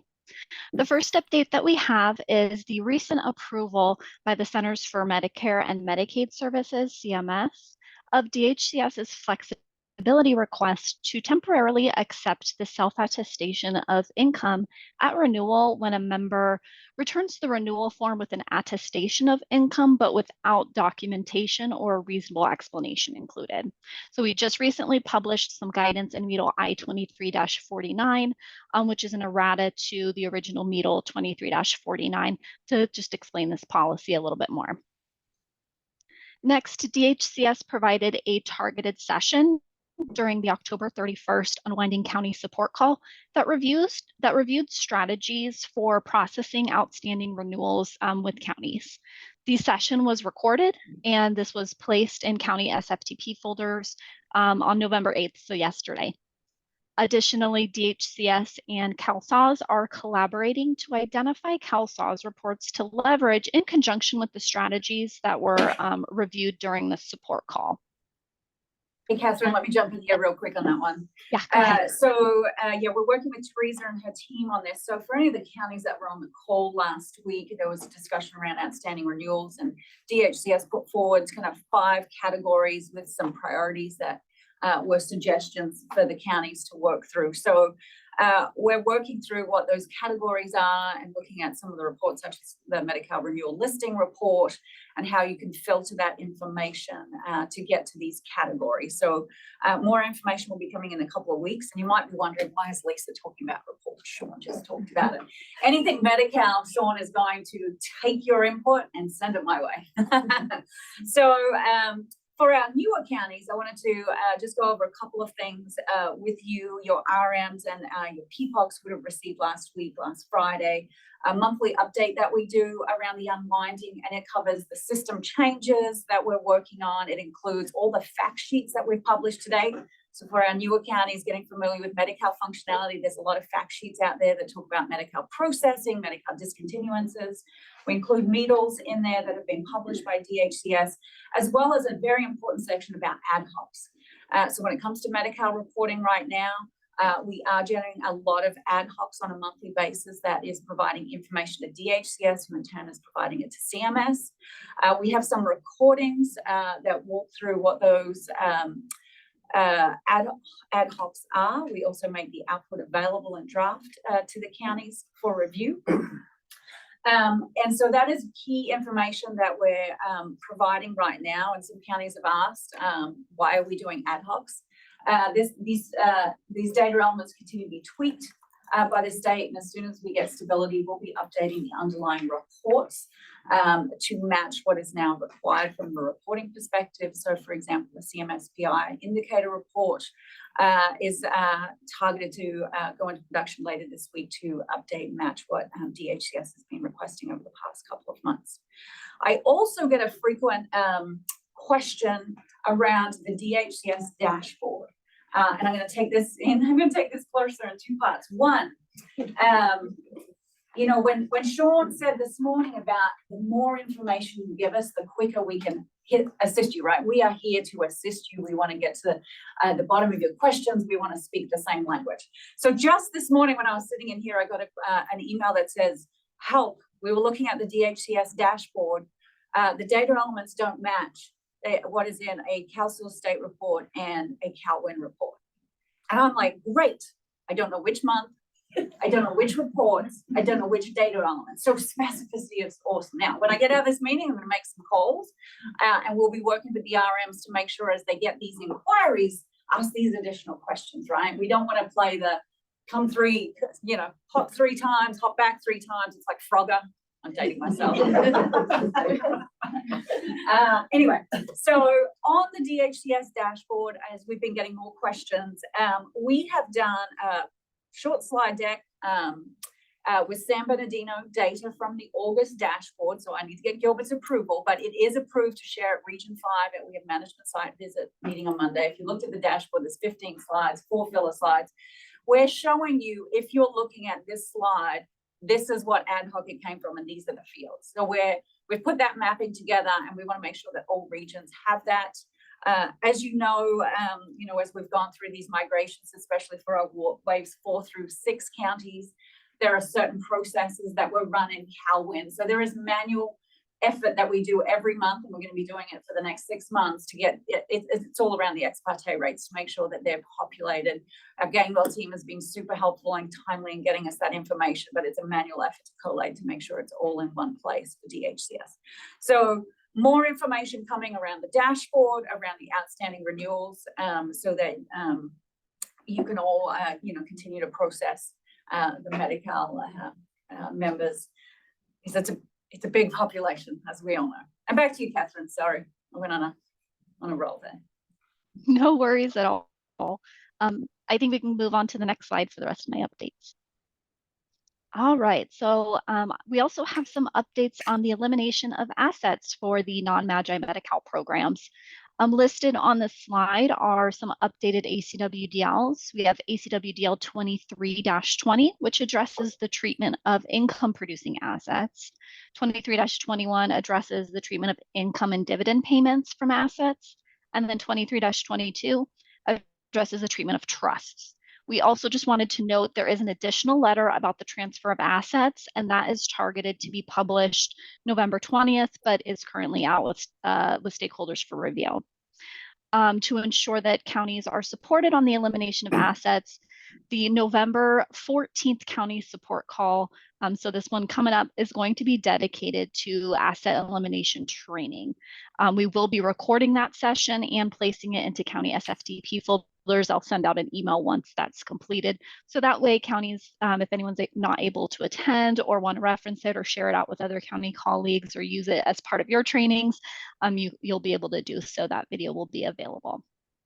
And that concludes my updates portion. So I'm going to hand it back over to Lisa. Thank you. Thank you. So we go to the next slide. So just to highlight some of the Medi-Cal changes that align with the policy. So we did share this last month. So the big news, last Wednesday night, the first of the month, all 58 counties, we initiated the Medi-Cal ex parte process for our mixed Magi households. So that entailed, basically it's the January 2024 renewal cycle. So we initiated that process, identified those members with renewals and sent those transactions over to Cal here. So first time for 58 counties, we've received all those responses back. The next step in the process is end of this week, we generate those Medi-Cal renewal packets for Magi, mixed Magi, and non-Magi Medi-Cal. Importantly, because it is for the January renewal cycle, the elimination of asset policy is effective 1/1/2024. So end of last week, we implemented changes to those packets to align with the policy based on the published the MEDLs and the new packet and forms that came out from DHCS. So that was in readiness for the process we run tonight to send those revised packets for the January renewals. Last night, if we look at our non-Magi population and the approval that DHCS received from CMS on the stable income waiver, we ran our interim process to advance those households that met the criteria for stable income. It was about 75,000 programs across the 58 counties. And so as part of running that process, we advanced their RE 12 months, and you do not need to work those cases. I believe on Monday, there'll be an informational list posted out so the counties can see which programs were advanced. So that was important to run last night because as we run, and again, that's for the January renewals, as we run our packet process tomorrow night, we don't want to pick up and send those households any packets. So Dawn gets less printing, which is awesome because it's going to be big this month, right? So as we continue on, we've got our a few more changes coming around elimination of assets, the very important adult expansion. Those changes are coming with our release in a couple of weeks, and I'll talk about that momentarily. And then we do have with the adult expansion a relatively large batch process that we're going to run the week of Thanksgiving. We've been in coordination with our CalHERS partners because it will require that we send eligibility determination requests over to CalHERS and get responses. That is a multi-day process. We expect to get everything back by the end of the month. And the non-Magi population will run on the 22nd. Let's go to the next slide. Thank you. All right, so this is just, we zoomed out a bit. We were zooming in on some of our priority items. We zoomed out to our upcoming major releases and COLA activities over the next couple of months. So our November bi-monthly release is in system test, is wrapping up this week is our goal. We had just, what day is it today? Thursday, Tuesday, a release of webcast. It was the most highly attended, which you really like. Yeah, that makes sense, right? We got 58 cameras, over 600 people. I've never seen it before. It was awesome. And so, you know, as we get more and more attendance, more items are being requested. You know, the team, based on feedback from last time, extended the time around how long that webcast is for. So it went a lot longer this time. And we'll continue to tweak that as we move forward and we get input feedback from our counties. Green light is Wednesday of next week. And then the release is scheduled for the Sunday week. We are also already working on our COLAs, the CAPI COLA, SSA COLA in December, and then the SSI CalFresh COLA. We have draft numbers for all the COLAs at this point. We expect final numbers later this month. CAPI, the state has confirmed those numbers are not changing from draft to final. So we are in various stages of design and development on these COLAs. For our SSI CalFresh COLA, that has some external dependencies. So we're already doing some validations with DHCS, who we have to get an input file from and update the system before we can actually run that COLA. So we are making good progress on that one as well. And I think that's my last slide, Cindy.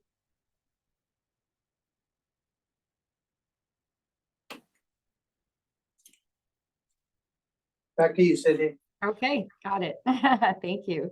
Thanks, Lisa, and for always working with us on keeping us straight on all this information about what's going on in the system. So any comments or questions from the PSC members? Larissa does in the room here. Just a comment, Lisa, thank you so much for bringing up the DHCS dashboard. I think it was presented at CWDA. It was one of the breakout sessions. And I know many counties attended that. So there's been a lot of kind of how is the state able to get that? How do we get that in our counties? And of course, percolating ideas on how do we create our own dashboard that might be similar to that, right? So very excited about the dashboard. Thank you for bringing it. Okay, any other comments or questions? And any comments or questions from the public?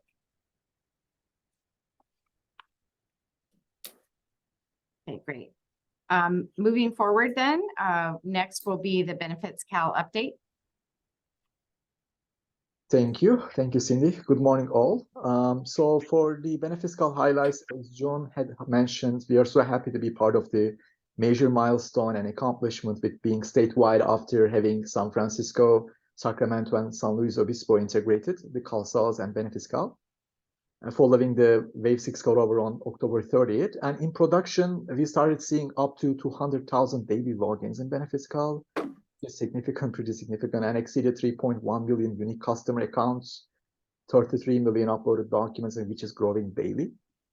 In terms of the Wave 6 updates, in the week 1, as of November 7th, we have seen over 6,000 applications across Sacramento, San Francisco, and San Luis Obispo customers, over 31,000 accounts created in Benefits Cal by the Wave 6 customers and linked to their CalSALS case. And even it was just the week 1 there, we've seen a good trend for renewals and the periodic reports as well. Rachel, I don't know if anything that you want to add or highlight here too, in addition to what I shared.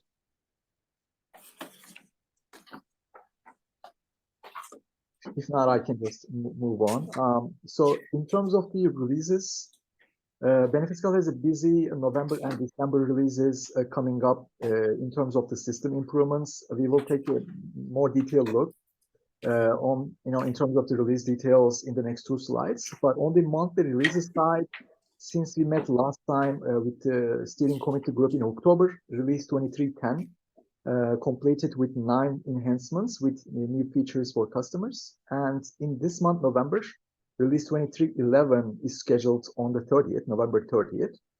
There's a new feature is coming up that will allow users without an account to upload documents this month. And prior to 2311 deployment, we have received feedback from our stakeholders, as Jen mentioned in the beginning, on the C if you qualify component located on the homepage. That URL will be taken off tonight to incorporate the feedback, and we are already working on the revisions required, and we will continue to work with our stakeholders, including advocate partners, state policy, CWDA, and the counties on that. And as I mentioned, release 2311 scheduled on November 30th, and monthly release 2312, the December release, will follow that next month in December. In terms of the collaboration model, the most recent collaboration model quarterly meeting conducted on September 22nd, and with the stakeholders, and the next quarterly meeting is coming up pretty soon on December 1st, which is to prioritize upcoming system improvements together. Next slide, please. So taking a more detailed look into the release roadmap, on this slide, I will kind of keep it brief for the October release because we have also covered that in our last steering committee meeting too. But from the color scheme standpoint, the green color indicates the collaboration model prioritized items. The purple, the light purple represents the UCD research, and the orange items are the policy or technical improvements. The items you see on the left-hand side in October, we completed those and delivered them to production with release 2310, including the new renewal and the periodic report tracker on customer dashboard, and also a technical improvements for the office assignment retry mechanism improvements. And this month in November, a collaboration model priority item coming up that we will allow the customers without an account to upload documents on Benefits Cal, and also a new enhancements to improve MC 216 and 217 functionality and the processing timelines with providing additional information in the payload in coordination with the CalSALS system. So, and also a series of UCD research labs being facilitated this month as well with customers for future enhancements. Next month, in December release, there is an even improvement coming up for messaging to inform the users for the updated timeline in which the renewal and the periodic reports link will be available on the customer dashboard, as well as a phase 2 of the technical improvements for the default Office retry functionality for faster application processing. Next slide, please. As we look forward, there is a series of items coming up from policy planning and get coverage parity standpoint that we have been working on, and we will continue to work on in the near future, including, such as you see here, about apply for benefits for a CAPI, CPAP expansion, homeless assistance, and SSA assisted applications. These are all the work that we have been actively working on, and we wanted to share with our steering committee group as well. Lynn, anything that you want to add in that I did not cover? Thanks, Onar. I think the only other item is just to highlight on the previous slide that we do have related to a policy update in December, is that we are modifying and updating Benefits Cal to meet the policy direction for the asset elimination in Medi-Cal. So that change will be updated in Benefits Cal so that it doesn't ask, the flow doesn't ask those questions when a person applies or is completing their renewals through Benefits Cal. And that will be going in just in time, late December, in order to meet the January 1st effective date. So I just wanted to call that out because we talked about asset elimination earlier today. Perfect. Thank you so much, Lynn. Next slide, please. So next topic we would like to briefly touch on is the collaboration model updates. As you already know, this collaboration model stakeholder group is an important stakeholder group where the public-facing changes are prioritized and meetings are held quarterly. And as of this year, calendar year 2023, 4 meetings already completed, conducted together with our stakeholders. Last meeting was in September, and next meeting is coming up on December 1st. So far in this calendar year, we have delivered a series of items that are prioritized by the collaboration model stakeholders. More than 12 collaboration model enhancements has been deployed to production. Also, we have been doing a lot of customer research and the UCD analysis for the future improvements as well. And two recent updates to highlight here is 2 visuals you see on the left-hand side. New periodic reports and the renewal tracker deployed to production on October 19th last month to give transparency for customers to see the life cycles of the renewals through submission through completion, to give them more transparency and reduce the phone calls that counties may receive. And on the right-hand side, you see with the release 2311 this month in November, another collaboration model priority item is coming up where the users without an account will be able to upload documents to Benefits Cal. And we are also expecting this change to improve overall document upload experience for customers, primarily the ones without an account. Next slide, please. Oh, the next update is on the ROI. Then I will hand this over to you. Yeah. Thanks again. Again, just a quick update. We actually have our next meeting this coming Monday. What we have as part of the focus for Monday's meeting, we'll be reviewing the second draft that DHCS and CDSS has put together that kind of outlines the applicant and recipient roles and responsibilities. They're like user roles, so how and when do these apply? And so this has been a good set of conversations have occurred, lots of input and lots of reviews on there, and I anticipate Monday will be in addition to that part, along with how do we start working this and moving forward on it based on the policy.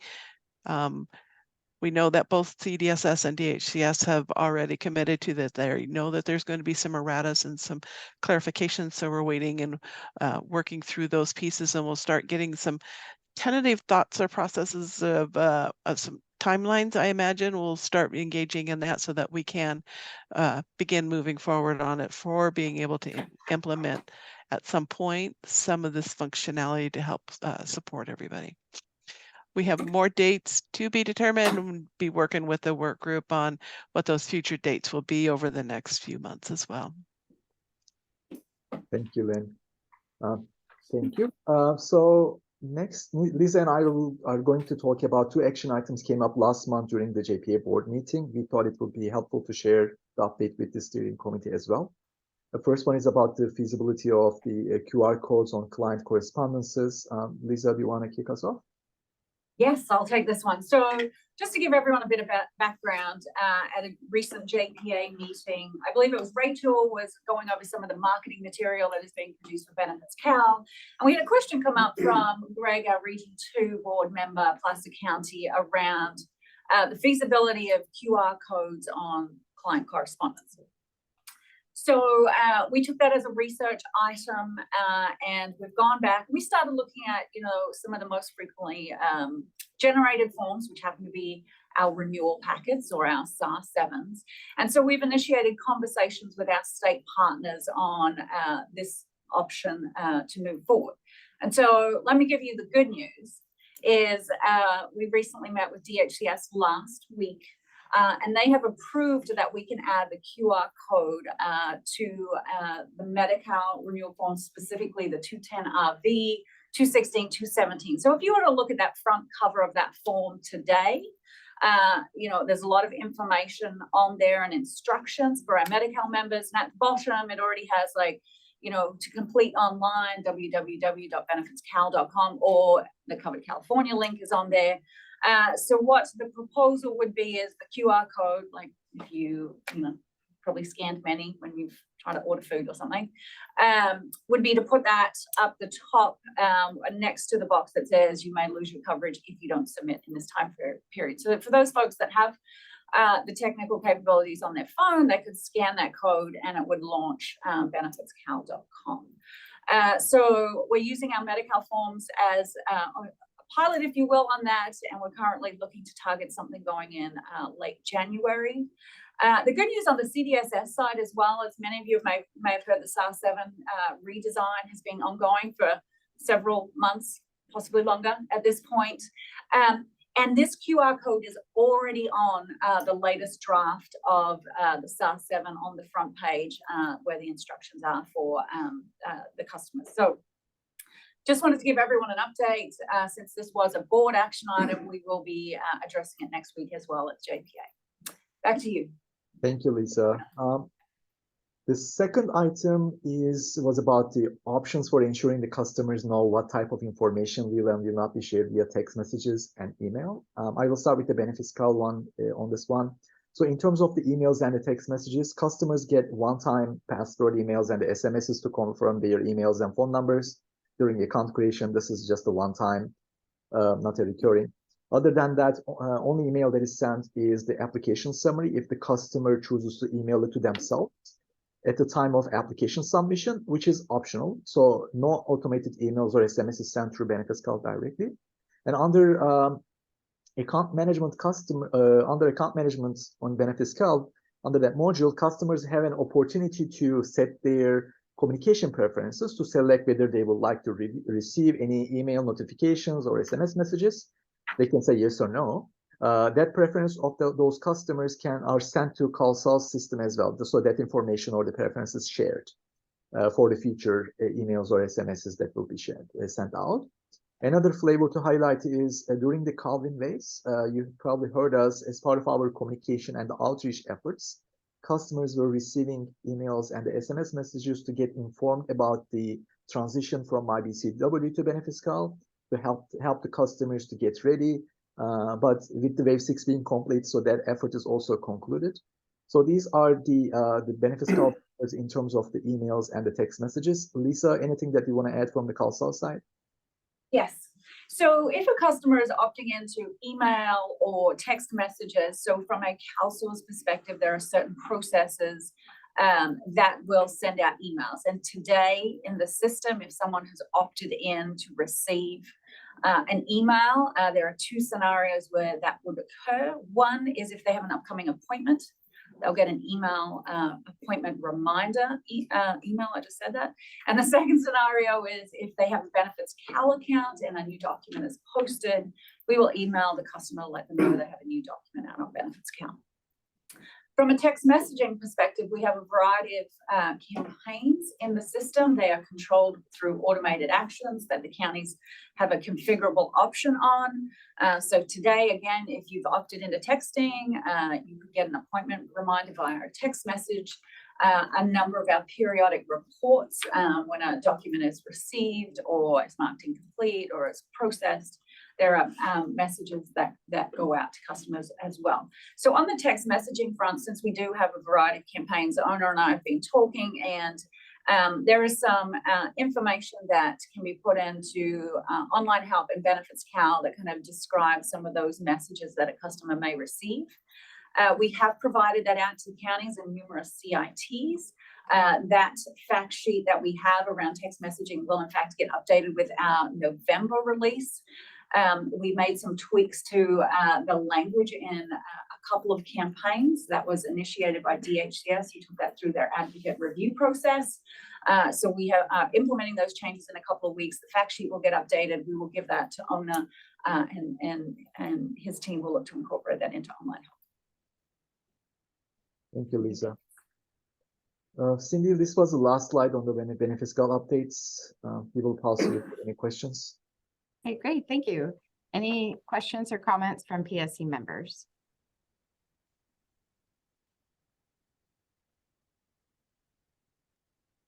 Chat, any questions or comments from the public? Hi, Cindy. This is Jennifer from the Advocates Group. First, with the text messaging, really great to hear about that information going out. We recently got a message from one of our partners that their customer received a text message that confirmed that their renewal had been completed and processed, which was great. But it said that it was coming from CalSAWS, and I think most people don't know what CalSAWS is. And I'm wondering if in some of those wording changes, if it will be changed to either say the specific county or Benefits Cal or something that's more public facing for the client, so that they don't, the person was worried they were getting a spam message or some sort of phishing message on their texts, in their text. And so we just wanted to ask if CalSAWS is intended to be the public facing name of the services, or if it's going to be something else. Oh, start. So for right now, it is CalSAWS that is initiating the text messages. There are very specific requirements around texting campaigns and the number of campaigns. And I know Laura's on the line and has much more detail on that besides me. And there's also character limits on the campaigns that we have. So what has been implemented to date is in accordance with all the standards and procedures that we've received from the telcos.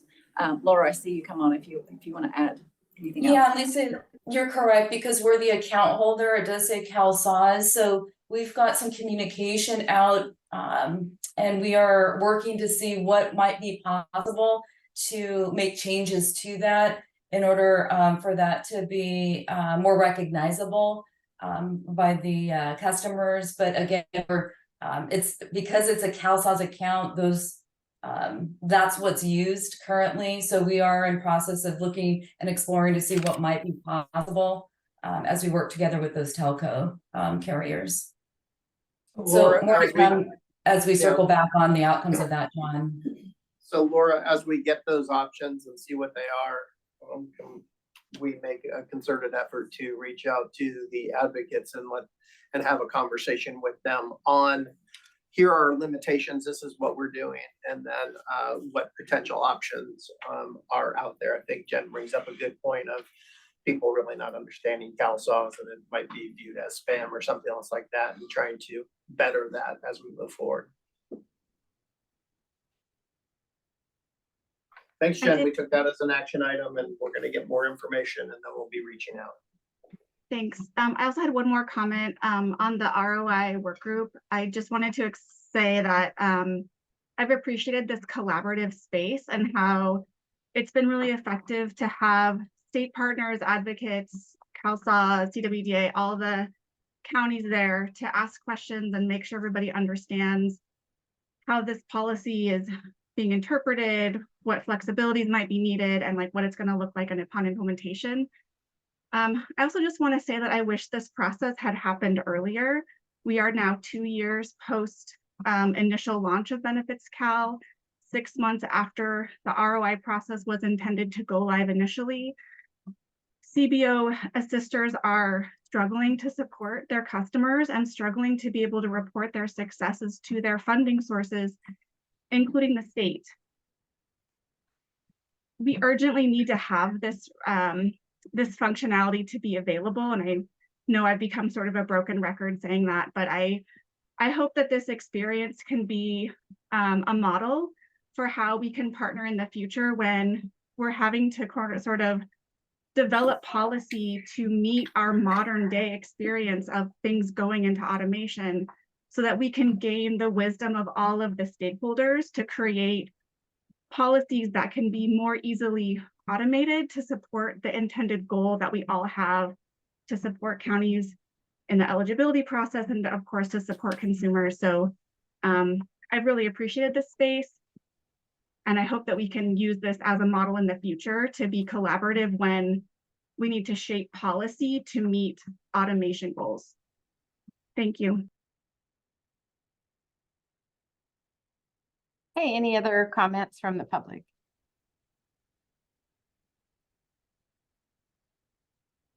Okay, hearing none. Thank you for that presentation. We appreciate it. On to the next item, overview of release when ready. Yeah, so this, Michelle, I'm going to take this, and then Vivek will assist me as we go through the slides. So as you know, we have our bi-monthly releases and priority releases. And so today I'm going to share a little bit about our release when ready process. So back in 2020, during the pandemic, is when we implemented the release when ready cycle. So we were working with the state, and the state was quickly implementing policy to support customers retaining customer eligibility and their same benefit level. So to manage those changes and other small changes that could be implemented quicker than our bi-monthly release cycle, we established the RWR, or the release when ready. And so our goal with this effort was to shorten the system development lifecycle while maintaining simpler changes that could take advantage of a shortened design and development period. So some of the things that we consider when we are determining what should be in a release when ready phase is it independent in scope?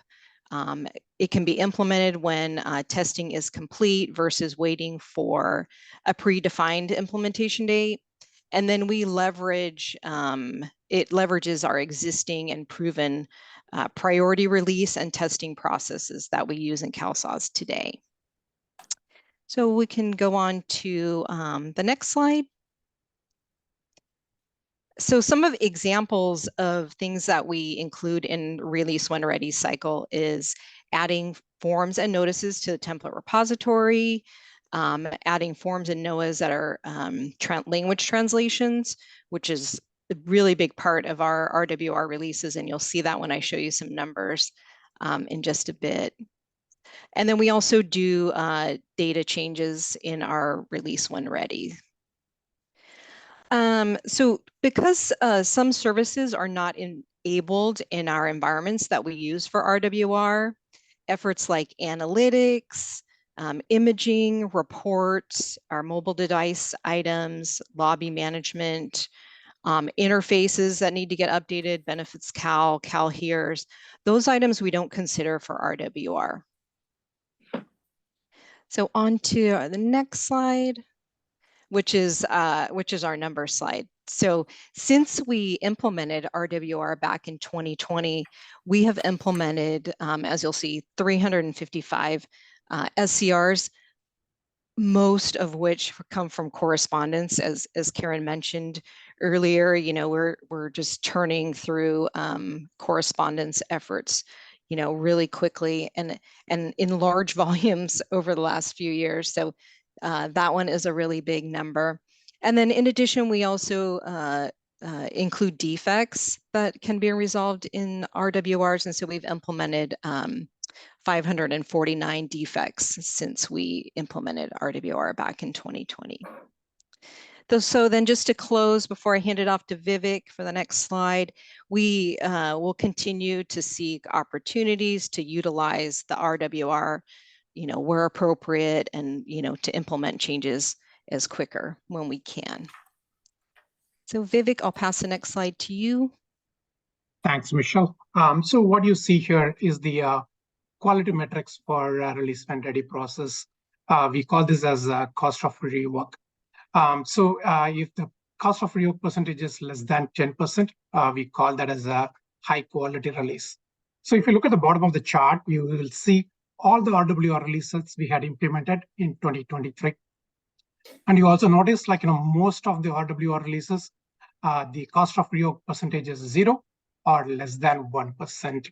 So that means the quality of RWR releases, whatever we implemented so far in 2023, is of high quality.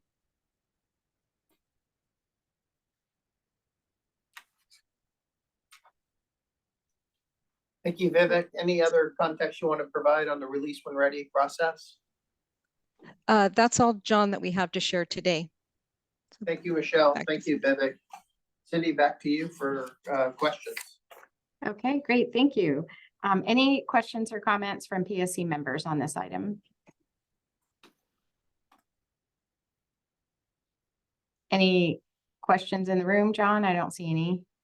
None from the room, Cindy. Thank you. Okay, thank you. Any questions or comments from the public? Okay, we'll move on to the next item, quarterly statistics update. All right, I will go ahead and take these. And so this is our quarterly update on overall quality for the CalSAWS application. And I'm very happy to report that we continue to see high quality releases coming through. Vivek explained what the cost of rework was. And so if we look at our major releases, we're under 2% there as we trend for all the major releases that we've seen for this year. We'll see the 2309 statistics in the next quarterly update because those will become available after we get release 2311, because we're basically getting a release ahead before we start reporting on that. So this what you can see from the trend with the blue line versus the orange line of the offshore percentage versus onshore plus offshore. We're very close. So the question around, are we seeing a degradation in quality because of the increased percentage of offshore? The answer is unequivocally no. We're seeing very high quality out of our onshore and our offshore teams. We move on to the next slide. This slide is giving us where we are with our overall ratios of onshore versus offshore hours that are currently being worked in delivering the functionality. And we're still sitting at about 30% offshore and 70% onshore from delivered work. From a contract perspective, we can increase to 40%, and we do expect that with the ramp down of all the DDI work and the conversion work, we will start approaching that 40% as we transition into the traditional M&E and M&O world. We move on to the next slide. From an overall defect perspective, we are maintaining, I'll say we've seen a little bit of a drift upward with the defects because of everything that's gone on in the last 3 months between Wave 5 going live, Wave 6 going live, COLA runs, as well as our major releases. We expect that trend to start going down now that we're through Wave 6 and our go live there. Overall, we are still maintaining healthy numbers and turnaround times on defects as they are opened. We move on to the next slide. Looking at overall system stability and across all of our SLAs, the period of July to October was certainly better than the period of February through June.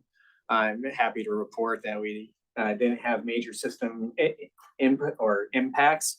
If you look at the areas where we did have a couple incidents around the daily prime, or one incident around the daily prime in August, as well as the EDBC response times.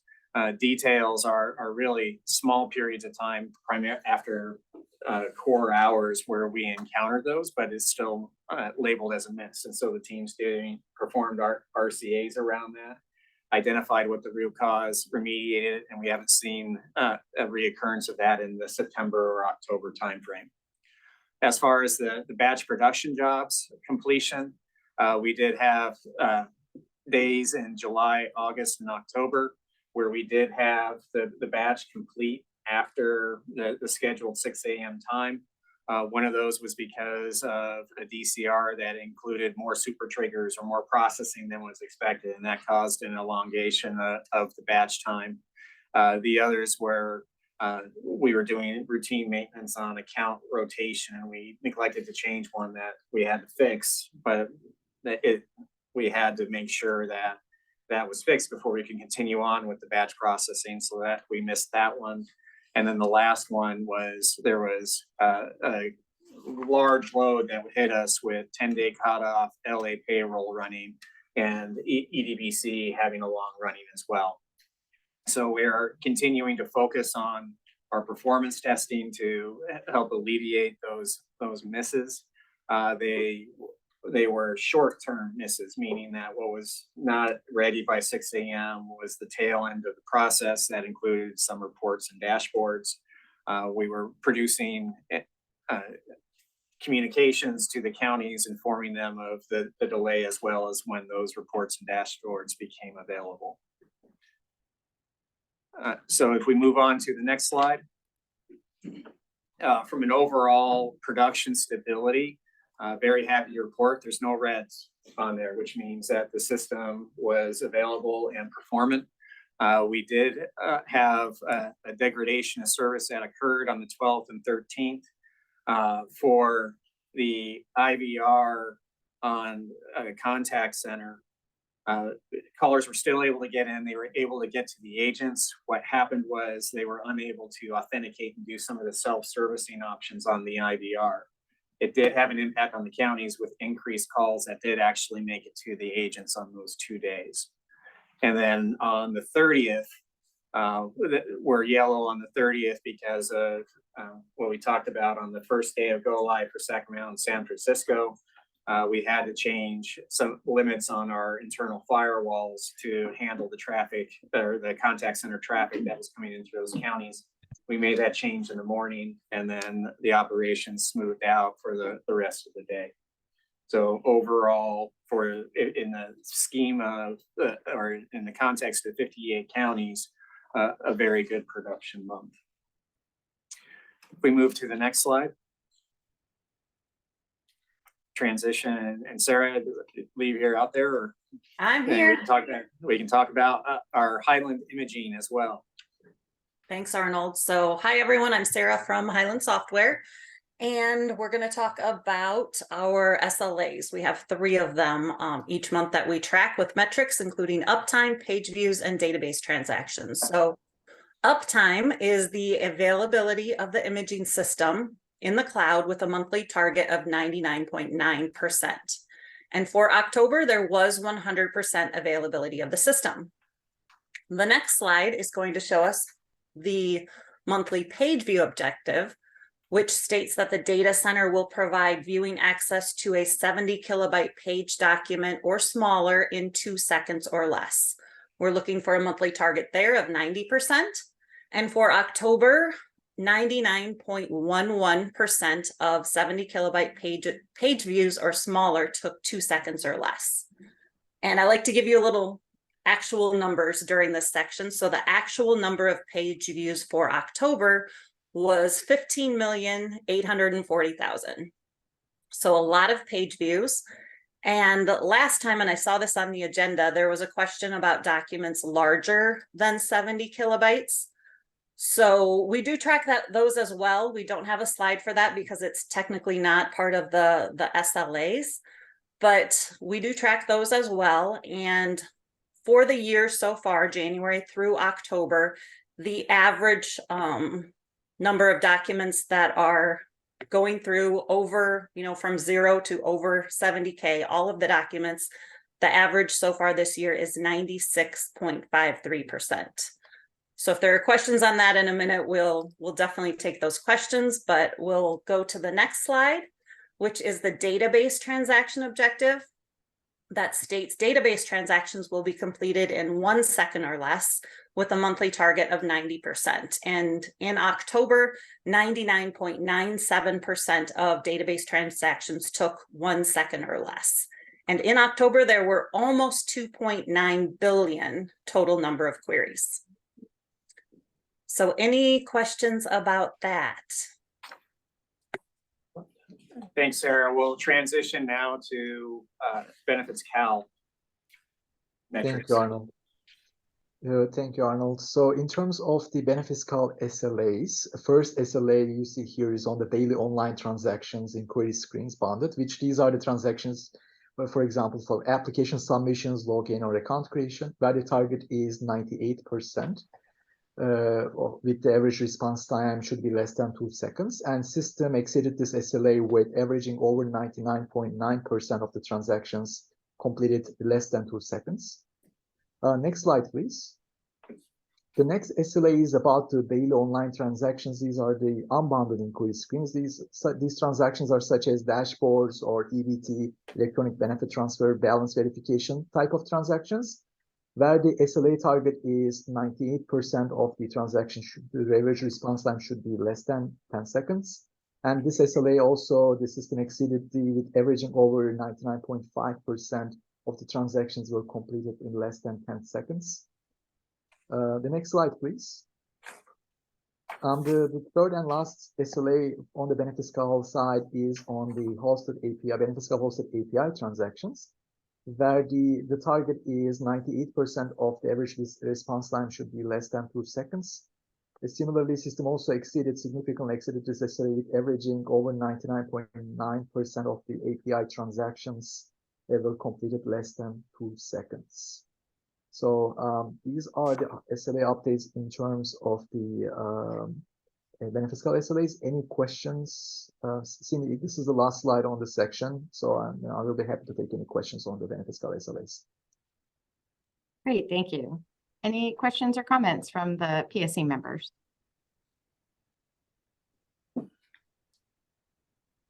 It's great to see these metrics to kind of establish how it's been going. So thank you for that. And then any questions or comments from the public?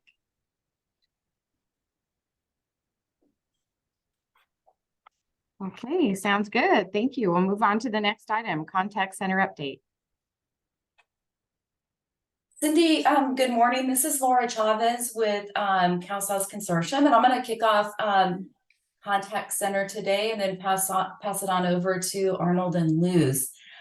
So as a reminder, we took an action item last month around continuity of services around contact center. And to refresh folks' memories, this really stemmed from a West region outage that AWS had back on September 18th. That outage, caused an issue with CalSA's to be unavailable for about 2 hours that morning, but we continued to experience some instability in services with our AWS Connect contact center technology throughout that day. Eventually that was resolved later that evening, but it really got us to think about what might be some additional redundancy, resiliency that we might think about in building out our AWS Connect contact center technology in partnership with AWS, so that in those types of situations where the core CalSA's system and applications are continuing to run, but we've got some issues that might be isolated to contact center. So as a result of that, we have met a couple of different times over the last several weeks with AWS, and they've been doing a lot of enhancements in this area over the last year to really evolve and mature continuity with regards to contact center. And they've also got some items that are coming up next year on their roadmap. As we talk with AWS, probably the most exciting enhancement that we thought that they brought to the table was around redirecting callers through your county phone numbers into a potential separate and alternative AWS Connect instance. As I think most of the Wayne counties here know, as well as some of our C4 counties, as we moved contact center from county, from your county infrastructure into AWS Connect, we had to port your phone numbers. Every county has several phone numbers. Every county has different telco carriers that you all utilize. And so one of the complexities that we've struggled with AWS contact center technology is how quickly can we work with these telco companies and carriers to port your phone number to a different location in the instance of an emergency. Typically, it takes several days in advance notice for us to work with telco carriers to change where that phone number ultimately needs to drop those calls. And so this isn't conducive for an emergency type of a situation, more conducive to moving to a disaster recovery situation where it may take us several hours to be able to recover and bring up in a DR situation. So as we partnered with AWS and explained our needs, we really want something to be able to go and quickly redirect traffic with those calls that are already in our queues. If we have a situation, in order to continue to have agents be able to take calls, we work together with AWS to learn more about a new automated service that they've made available that is able to work in conjunction with those telco carriers in order to, in almost near real time, redirect those calls. So I think for me, that was the most exciting feature enhancement that AWS has brought to bear in this space. So as a result, working together with our Accenture partners, we've identified a time frame early next year to start working on a proof of concept with AWS in order to test out some of these business continuity features and enhancements that they've brought forward in their technology stack. And so wanted to, one, brief everybody here at PSC that with our latest status and some of the exciting technology enhancements in this space. We know that contact center is your bread and butter for your business operations, and AWS is definitely aware of your business needs. And so we will continue to work with Accenture, with AWS, as well as our other vendor partners in this space. And John will hopefully be coming back early next year on progress on a proof of concept and what we're finding out in this space in order to, again, provide more resiliency and redundancy with regards to contact center operations. Arnold, anything else from Accenture's perspective on this topic? No, Laura, I think you summarized it with working with AWS and really looking towards an automated option to push, because we know that if it's a manual option, it just adds time to the recovery process. Great. Arnold, we'll go ahead and move to our couple of slides here, and then at the end we'll definitely take questions on this topic. All right, so this slide is giving us an overall status for our Los Angeles go live on contact center, currently scheduled for the 16th.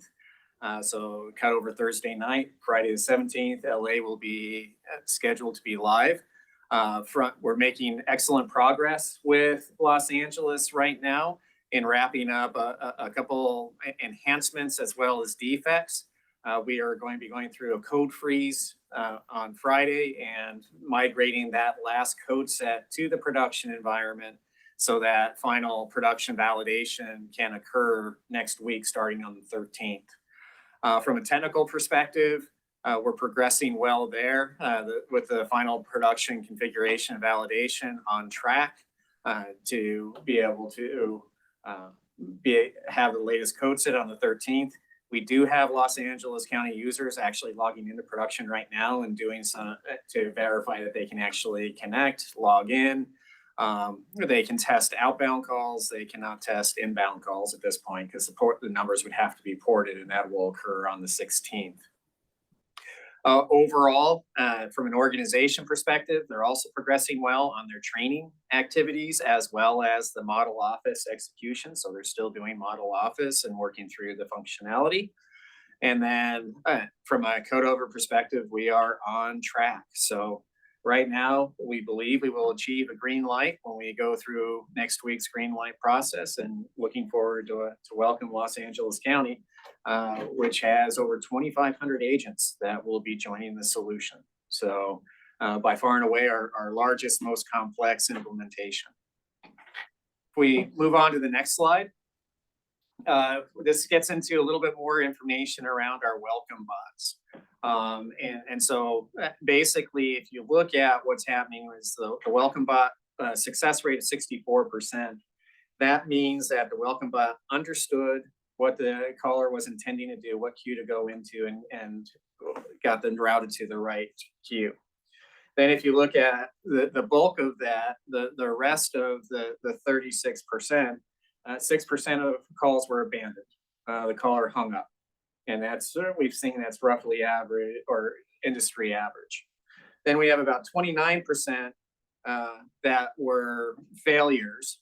And that a lot of it is due to either background noise. So it was the caller was calling in and had sufficient background noise. The bot was unable to understand what the caller was trying to intend, or the caller was silent. And so in that case, the call drops out of the bot and goes to the IVR. There's about 8 to 9% where we think that we can further tune, getting back to what Jen had talked about as long as shortening some of the prompts so we can get through the bots faster. It also deals with giving more time. So if the bot prompts you, you have a little more time to give the answer before it asks the next question. And then there's also utterances. So helping educate the bot on the words that apply to the programs, so we can add more of those. And that'll help reduce that 8 to 9% that we think is controllable. The push notifications is an outbound feature. So callers can sign up. And so about 22% of the callers have signed up for that.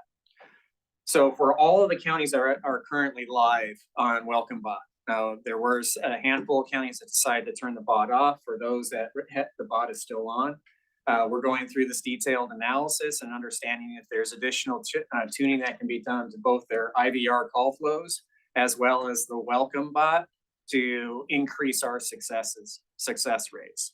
And so we're going through all of our active counties and doing that. We expect that effort to be done to late December. And then for the counties that chose to go on hold, so we didn't implement for Wave 6, for example, we'll work with those counties around the appropriate time to activate the bots for those counties, as well as for the counties where we turn the bot off. We move on to the next slide. This is around our authentication bot. And so if we look at it, again, we're seeing an overall authorization success of about 63%. So that includes, there's 2 levels of authentication, but sometimes a third level is required. And that is where we're seeing some of the elongation of the timeline to get through the bot that is leading to some user frustration.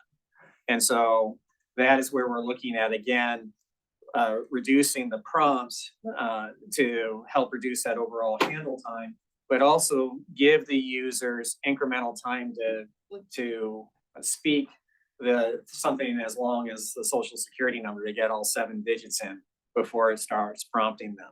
So we are looking at adjusting the bot response for English and Spanish.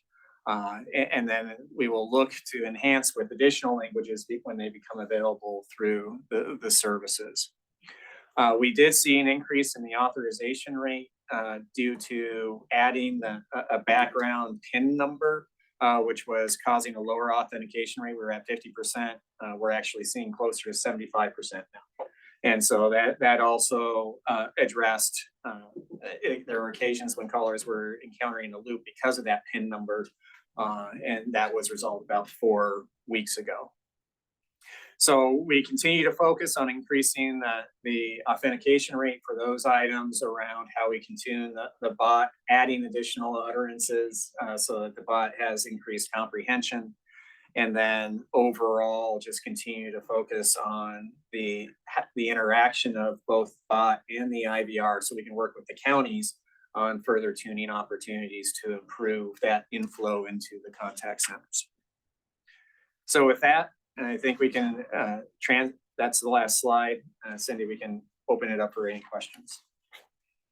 Hey, thank you for that. We look forward to see the improvements and we're anxious to get started on it. So thanks. Any other comments or questions from PSC? I have a question. Yes.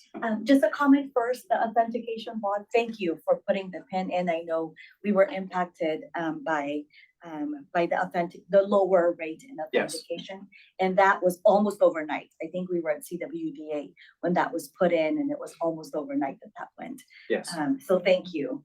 And then just a reminder for us, especially with LA County going live with ECCP soon, should counties encounter any kind of residual issues as they go live, what's our protocol for alerting who needs to know? And then the fixes or resolution, what's the communication protocol for the county staff? Well, the good news is LA is going into their own account. Okay. So it's not a shared account that will, if LA has problems, it won't impact the rest of us. So that, or the rest of the county. So that's one, that's a good news and a risk mitigation measure then. If you are seeing counties, absolutely work through your help desk, get the reports up. It's a standard process that you would follow if you're seeing any sort of production degradation. And the team's going to be on high alert anyway, with the go live, as well as continuing to monitor the performance of the system for the other counties that are live on it as well. Perfect, thank you. Hey, thank you. That was good information. Any other PSC questions or comments? And then moving on to the public. Any questions or comments from the public?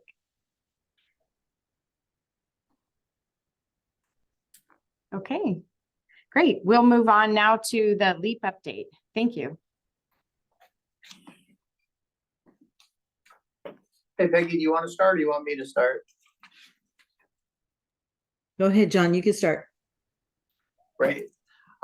We know as we transition into maintenance operations, and I hope you can feel it from this meeting today, is it's really listening and trying to take action on the highest priorities that we've heard through the PSC, that we've heard through our RMs and the counties, and really taking action on those things. And our customer engagement team takes that very seriously as they go through that. As we were thinking about this months ago, is sort of like, should we have an initiative? And Peggy and team started working on an initiative and how do we do this and all of those types of things. And as we started putting together that initiative, I think there was a realization that these are the things that the RMs and the project are already doing. What we need to do is really, instead of having a separate initiative, just really press into our processes. So it is really supplementing our processes, getting people transitioned into our existing processes and not having something different. And that these things are complementary. I think there was a lot of work put into, hey, we need this LEAP initiative to be able to do that. And there's some really good things that have been put together in this. How do we fold it in to make it more seamless to the counties and make it just part of our engagement model? So we're going to be doing LEAP, but it's going to be folded in to our existing processes. And it's going to be transparent. We're really not going to be talking about it as a separate initiative, but we're going to be doing that as part of what our RMs and our project are doing to be able to do that. So no longer a separate initiative. It's a combined sort of extra effort where we're going to be looking at resources, our regional managers, what we're hearing from you all. The RMs are going to be doing road shows and getting information out to get all of our counties transitioned in and do this. So instead of talking about it as a separate initiative, it's really going to be transparent to the counties and just sort of be folded in. I think as we started talking about that, it started to feel separate.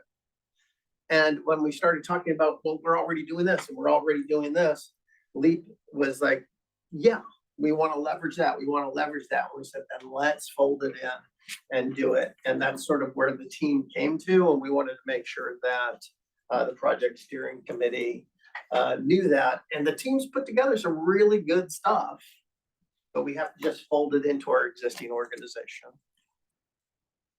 Peggy, anything else? And I appreciate, as we've had conversations, you come into that sort of realization that says, hey, let's fold it in. You talk with the RMs and things like that. Let's just fold it in and make this sort of a combined effort.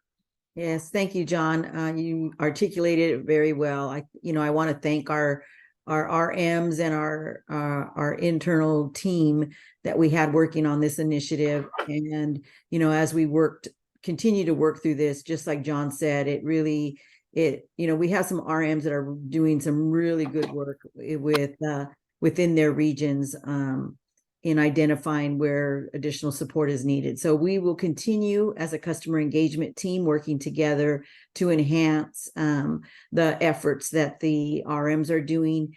And, we have a couple of new RMs, and so we'll be, modeling some activities for them with some of our pro RMs to be able to continue assisting the counties in getting support where additional support is needed. So we look forward to our upcoming road shows. We'll be working with the RMs in really honing in on what those road shows are going to look like, and the aspects of LEAP that we might want to continue to embed in those road shows. So thank you everyone for all the input that we've received thus far. And in our eyes, LEAP is still a success, and we'll continue to work through continuing to support our 58 counties in M&O. So thank you, everyone. Thank you, Peggy. Appreciate it. And just to let you know, this is really something that, from the CWDA process, the conference, and the input received there from the RMs, from looking at this as a project, to saying, you know what, this is all good, but let's pivot our approach a bit and put this in. So this was a very recent event that we pivoted. We wanted to make sure that the PSC had that information and know that we're just adjusting our approach and not having it as a separate initiative. It is a combined initiative as we go forward. Cindy, that was the short update on LEAP, and turn it back to you for questions and comments. Okay, thank you. Just a quick comment for me first, I guess, is thanks, Peggy and John. And so I hear you saying that there'll still be the road shows coming out to the regions. Yes, we're going to be working through the road shows, and that'll be, getting all of our 58 counties aligned on our M&O processes. So we're still working through what that really looks like, but we're visioning that, it'll be about our governance, our structures that are in place, making sure everyone understands what those are and know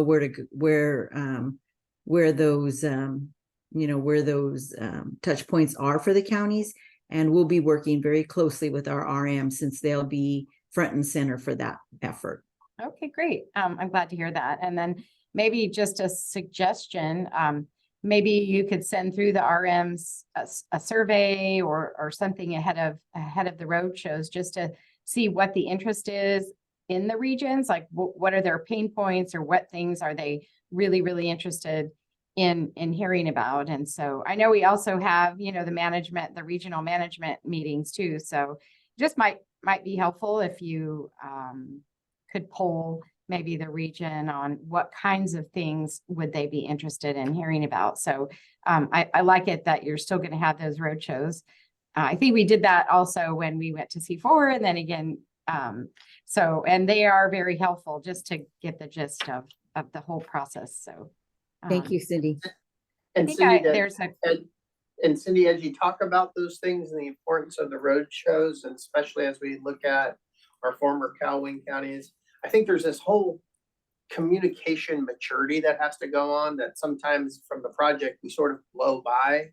But as we look at, hey, you have regional committee members that may not be from the county. So, and then there's the CER process and an enhancement process. And then there's the ticket process. How do these things sort of work together? And what are the internal communications that sort of permeate the county organization so people are on the same page? And we know that Sean talked a lot about the risk associated with reports and bringing everybody up to speed on reports and what we're bringing through the system development lifecycle.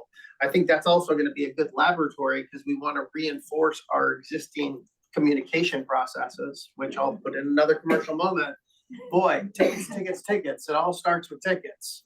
Yeah. You know, and that's a good way to go. And we want to reinforce that and not do something separate as we go through that. So the road shows will reinforce that, but there's also action within each one of the counties to be able to be not just communicating well within the county, but also communicating well within your region. And leveraging this PSC structure and your RMs and things like that. Yeah, that sounds great. I'm just going to give a quick shout out to Dan Dean, actually, if he's still on the call. But I remember, you know, years ago, I think he actually had to draw an illustration on our whiteboard to explain the whole process. And it was like a train.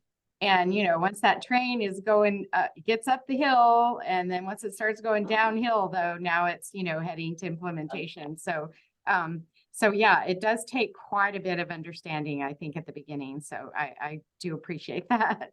I still have that train in my head. I apologize. So, okay, got a comment from Elaine. Thank you, Cindy. I'd like to thank you, Peggy, for your update in regards to, you know, how the project will continue to receive feedback from the counties around the areas where we still need support.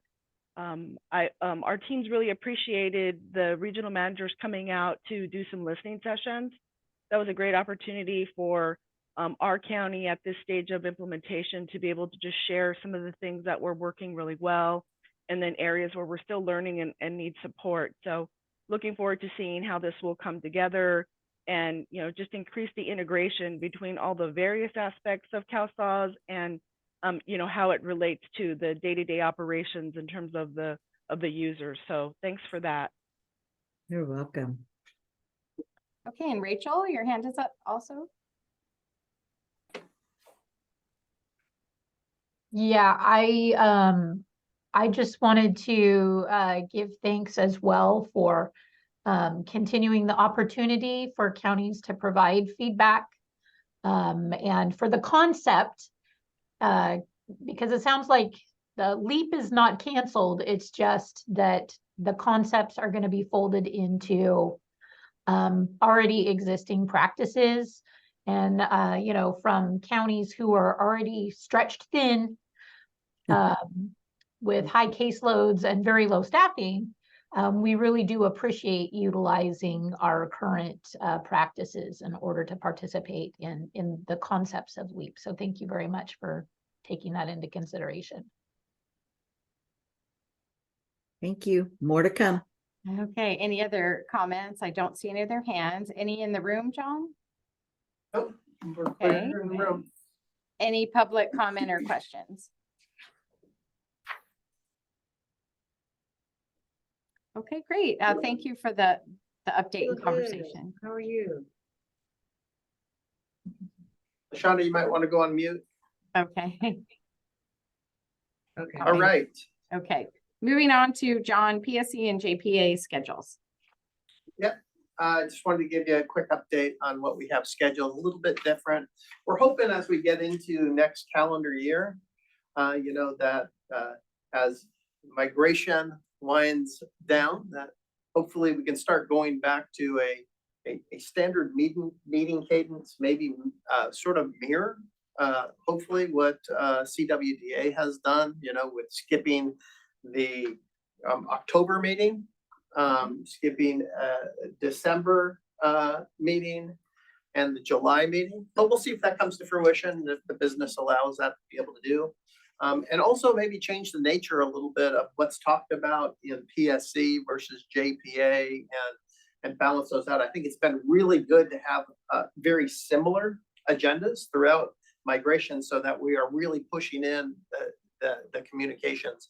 But as we get into M&O, M&E, having a little bit of a different feel between the two meetings. So we'll be working with both PSC and JPA on that today. And I think the conversation today has been really valuable on some of those things that lends itself to a little bit different agenda. As you can see, as we go through November and December, we wanted to give you an update on what our plans are. Of course, our meeting today. Next week, we do have a JPA meeting that is down at the Library Galleria from 12:30 to 3:30. That does follow the CWDA directors meeting, so it'll be in person there, downtown Sacramento.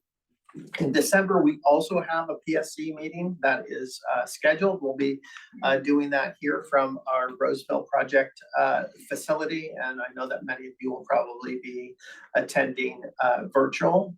And we are not going to have a December JPA board meeting. So I think a lot of people will be tuning into the PSC member meeting in the December for those updates and where we're at. Let's go to the next slide. What we've done is this is our regularly scheduled meetings, what we're looking at for PSC and JPA.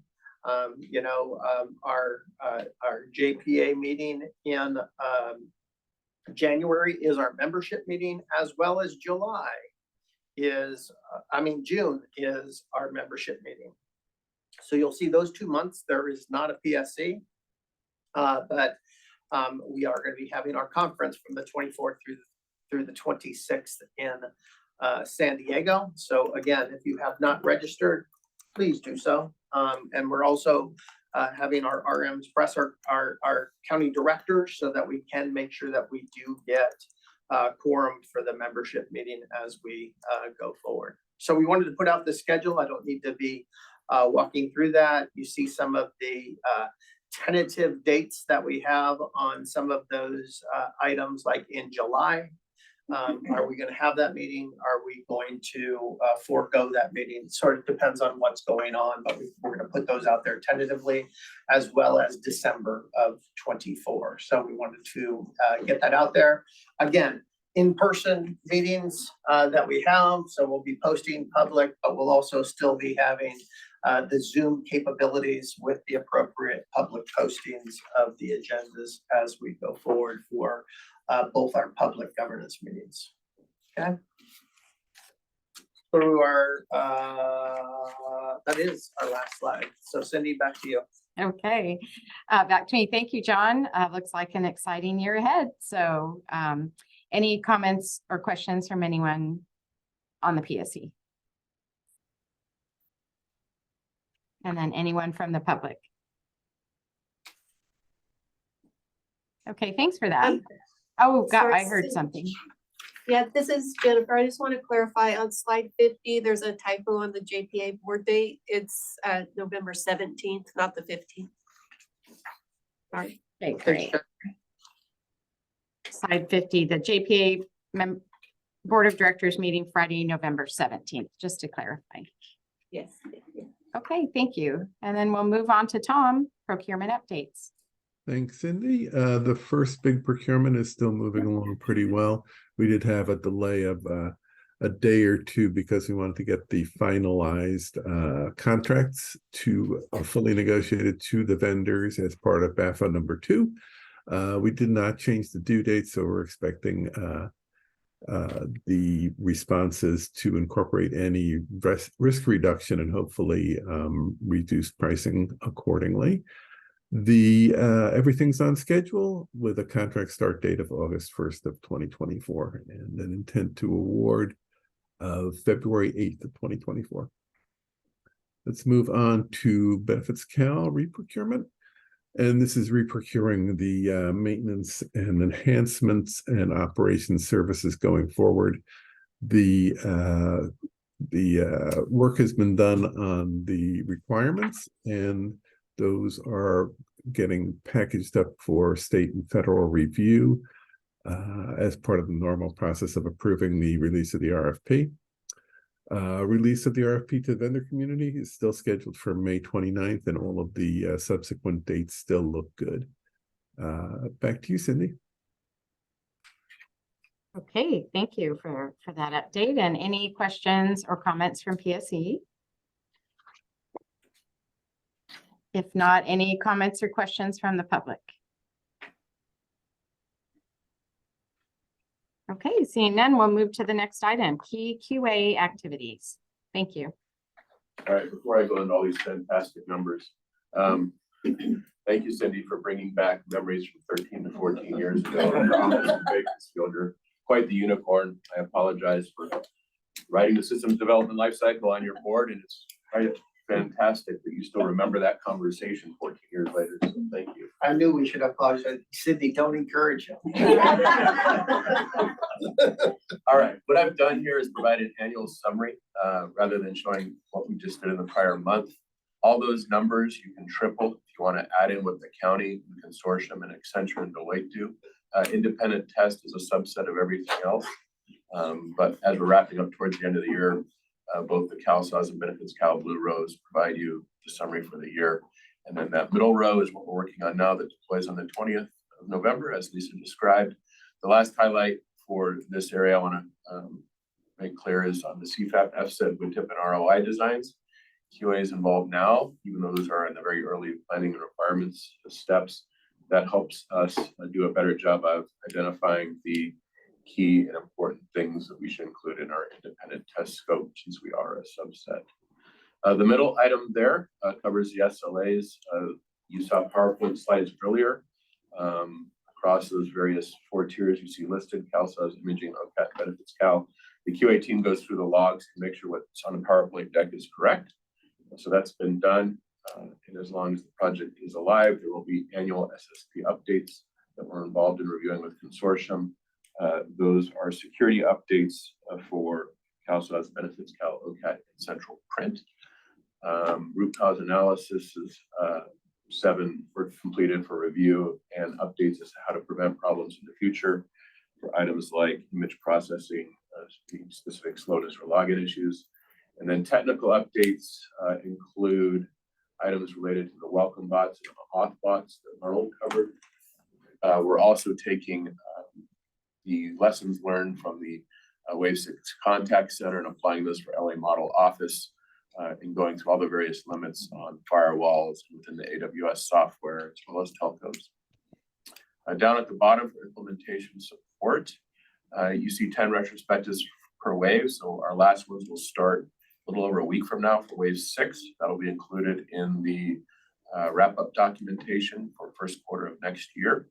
And proof that we've learned from each wave as we sit here today. I don't have this number on the board. There's 12 open items on our Wave 6 tracker. At this time in Waves 1 through 2, we had over 50. So teams are doing a very good job of proactively addressing things and then turning things around. About a half a dozen of those 12 are related to GHR specific items, primarily in San Francisco, that are due to be resolved prior to main payroll, which we covered at the very beginning of the meeting. Last thing I wanted to highlight is for on-site implementation support. Again, QA is a small part of that, but a part. As I came into this meeting, I was being texted by one of my people out in the county, and inevitably it's usually a problem, and I have to explain where QA was on that. She had a picture of a bunch of flowers on her desks from San Francisco, thanking the team for the work. So we appreciate that. It really made her day. That's it for QA. Okay, back to you, Cindy. All right, thank you. Any comments or questions from PSC members? Or any comments or questions from the public? Okay, thanks. We'll move on next to the key IV&V activities. Hello, everyone. Good morning. This is Apurva Kandya. I will be providing you updates from the IV&V perspective on the following items. As October was such an important month, I would like to start from bottom and go upwards. Implementation updates, Wave 5 post-implementation and Wave 6 implementation, both successfully completed this month. And we would like to congratulate all the counties, the project team, the PSC board, state partners, and all associated with the project on this truly incredible accomplishment. It was our pleasure to be a part of this project. Moving on to the conversion updates, as this was the Wave 6 implementation, we participated in the review of test results, and towards the end of the month, we also tracked progress on the cutover activities. Kudos to the conversion team for such a smooth and successful cutover, along with the resolution of the targeted defects timely. We are currently tracking the progress on 6C conversion, and that is going really well. Moving on to the performance updates, the imaging team and the batch performance team are both making steady progress with the defects and enhancements, and the batch processes have been completing timely, and the imaging system is also working stably. Lastly, on the CalSOS and benefit scale, the releases have been smooth. The preparations for the upcoming release 2311 are going very well. Our team participated in multiple ROI workgroup meetings, and the meetings have been very productive. In the last month, they have been centered around the ROI user role matrix, and there has been very in-depth discussion on the privacy and security agreements. Our team also observed great collaboration between the project, state partners, and advocates, leading to some important enhancements in the benefit scale user-centric design meetings. That's all from me. Back to you, Cindy. Hey, thank you for that. A very colorful report. And I just wanted to ask if there's any comments or questions from PSC members. And then any comments or questions from the public. Okay, we'll move on to the state partners updates. And first up, OTSI.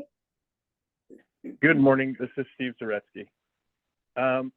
Very, very briefly, we did receive approval on the CalSAWS Clear Best Change Order number 8 from CMS on November 1st, and we are previously received approval from FNS on October 20th.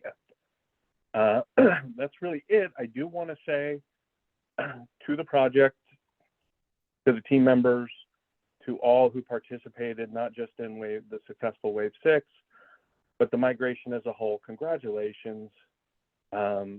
Extremely grateful for all the hard work that everyone has done and the success. So thank you very much, and congratulations to everybody. Great, thank you.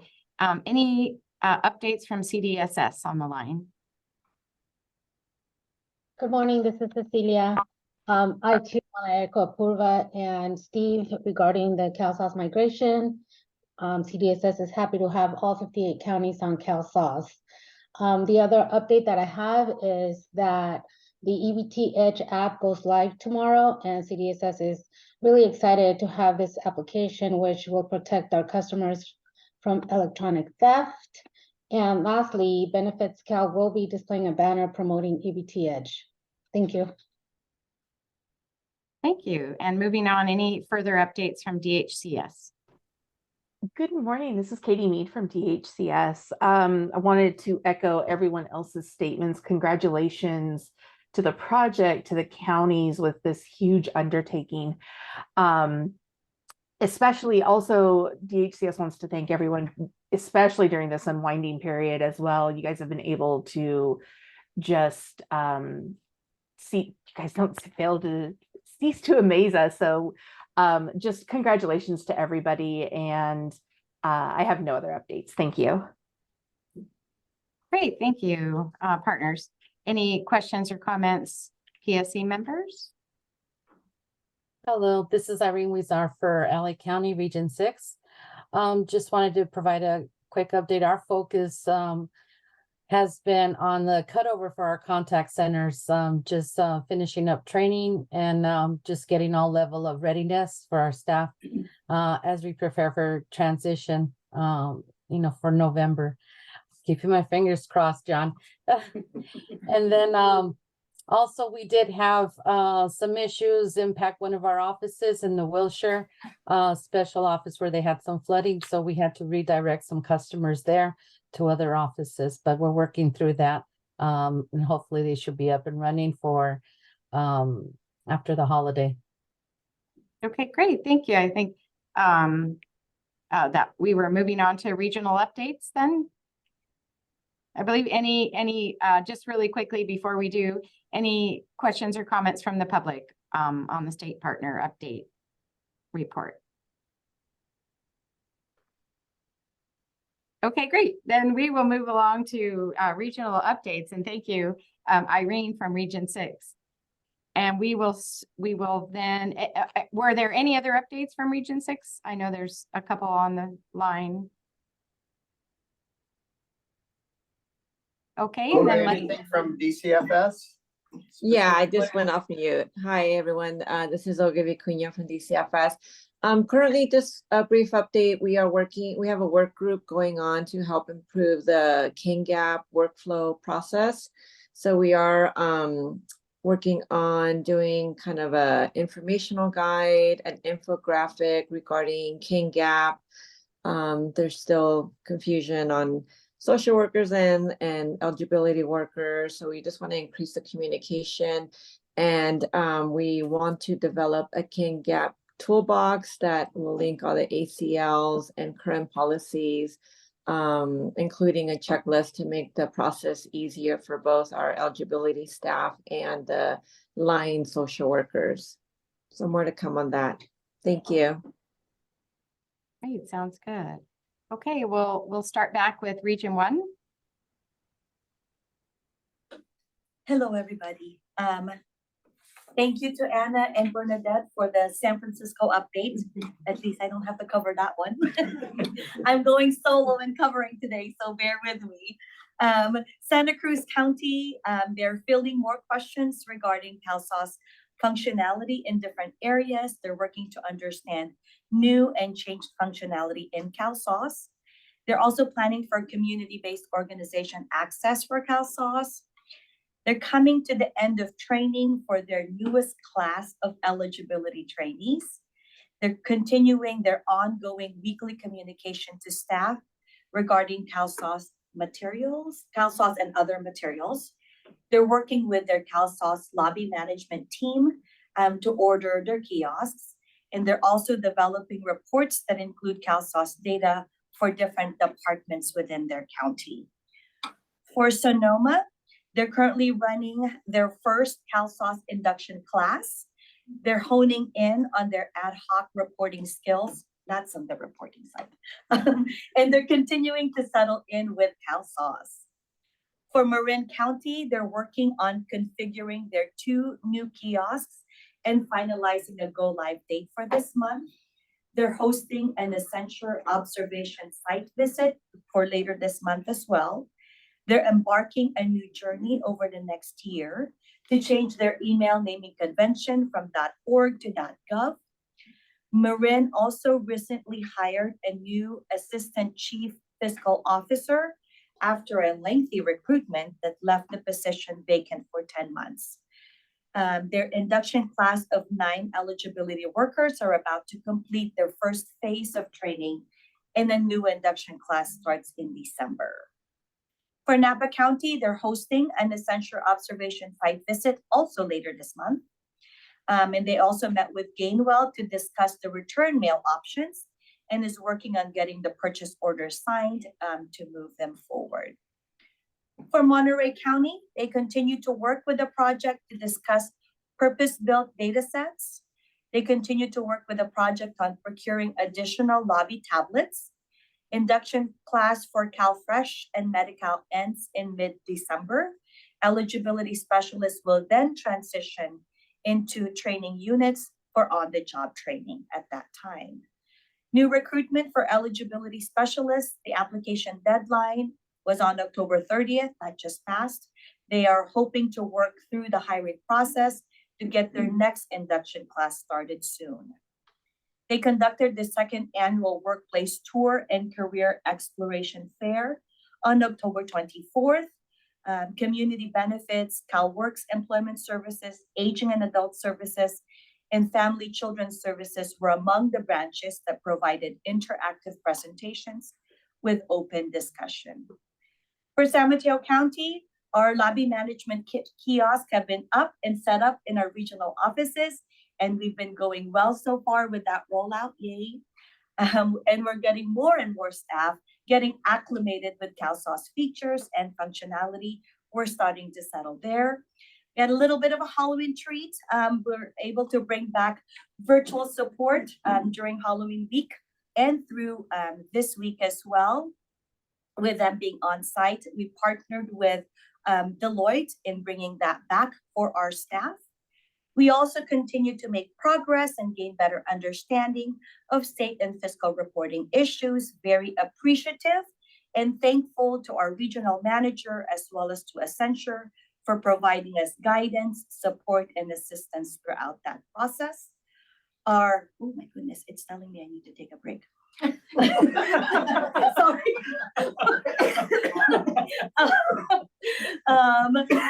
Our next hot topic is call center. We're working through a variety of different issues as it relates to the callback functionality, extended wait times and reporting, but working through that with our CalSAWS team as well. And we're also developing and implementing a CalSAWS release process involving our operations, our policy team, our training, our help desk, and our application support staff. One more county. Solano County is preparing for kiosk installation to occur next week, then testing and implementing very soon. They're budgeting for tablets in the 2024-2025 fiscal year. Their training teams are busy with full induction class, along with CalWorks in-service training. They've created, this is actually interesting, a business process advisory council to review their to-be BPRs and make adjustments as they move forward. They're actively reviewing reports from CalSAWS and meeting regularly to develop their understanding of the data. They're continuing their communications about CalSAWS to all staff through their bi-weekly CalSAWS Corner meetings and CalSAWS Scoop newsletters. Thank you. That was all for Region 1. Okay, thank you. We'll move on to Region 2. Thank you. This is Eduardo for Region 2 updates. I don't think mine will ask me to take a break in between. So thank you. That was perfect. Just a few updates from some of the counties. For El Dorado County, they are moving forward with their kiosks in November, and Olivia Byron has officially become their director. For Placer County, the Medi-Cal CalFresh Continuum went live with GetNext, sorry. And I think I've already shared Sacramento County went live along with the rest of our partners this month and currently working through migration and post-implementation through December. And what I failed to mention this earlier this morning was just to give our big thanks to both our Regional 2 managers, Julie and Jennifer, for all the work they did with us and supporting us through this transition and getting us basically to the finish line that we're still going through. And also I want to recognize Mary Sabio, who actually began our foundation and our groundwork early on in the CalSAWS planning before moving on to the CalSAWS project team. So it was great to have her back, seeing her over the last couple of weeks again, and specifically in our offices, reminding me of working with her in the past, all the great things she's done for us. So just wanted to give a great thank you and appreciation to Mary as well. And then lastly, Rosalie Ramirez, who took over that task from Mary Sabio and has transitioned us in through here, the final, again, finish line. Just great leadership with her and her team kind of getting us there, along with Veronica Hamill, who also has been an integral part working with our Regional 2 managers, Rosalie, Mary, everyone involved again with the project. So again, I think it was burned up from San Francisco County. Now I feel like I don't want to miss anyone, so it's hard to say that, but wanted to take an extra opportunity here to say thank you and appreciation for all those folks as well. And then last update I have is for Tuolumne County. Their director, Rebecca Espina, will be retiring in December, and they hope to have her replacement by the end of this month. And that is my Region 2 updates. Thank you. Thank you. Moving on to Region 3. This is Rachel from Region 3. So for our county updates, this month we have for Butte County. They did just have a class of 14 Medi-Cal and CalFresh staff graduate from their induction training, and they are in the process of hiring additional staff for CalWorks.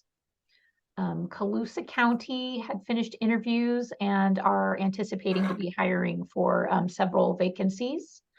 Humboldt County had a class of 7 eligibility staff that started at the end of October. Lake County is reporting they received their letter that they are 100% compliant with their CalAIM pre-release requirements.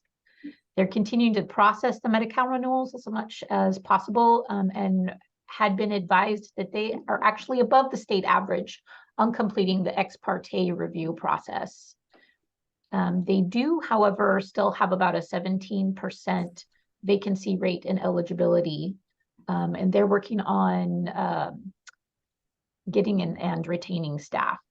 For Lassen County, they did recently hire 5 new integrated caseworkers. They have several vacancies remaining, including some support staff. They are awaiting the delivery of a new kiosk for one of their offices, and then for countywide for Lassen County, they did get a new telephone system, and so they are trying to learn their new phone system as well. In Mendocino County, we do have a current induction class, and we are hoping to start a new induction class in the middle of January. So our list just, the recruitment just closed. We did complete our CalOR peer review for our SIP with Humboldt County at the end of last month. And all of our labor organizations are currently in negotiation. Modoc County has a class of 2 new eligibility trainees. Siskiyou County anticipated having an eligibility induction class start this month. They still have several vacancies in eligibility, clerical, and supervisory positions. They just started a new staff recognition program called Siskiyou Strong, and they also just completed their CalOR peer review with Lassen County.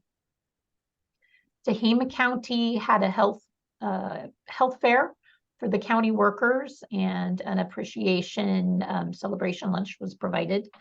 They are down still 50% in eligibility, and they also are anxiously awaiting the delivery of their new kiosk. For Trinity County, actually report that they're starting to feel some workload relief, and they continue to actively recruit for their positions. So it seems like the theme of Region 3 is recruit, recruit, recruit. Thank you. Great. Okay, on to Region 4. Hi, Cindy, I'm back on so I can do the updates. Great, thanks. So for Fresno County, Fresno is reporting that they continue to navigate life after migration to CalSAWS, and they are well prepared for the conclusion of their post-implementation support beginning this month of November. Kern County is reporting they are participating in the CalFresh ME review, and that was in October. They continue to hire extra help staff in order to catch up on screening backlog and Medi-Cal renewal processing.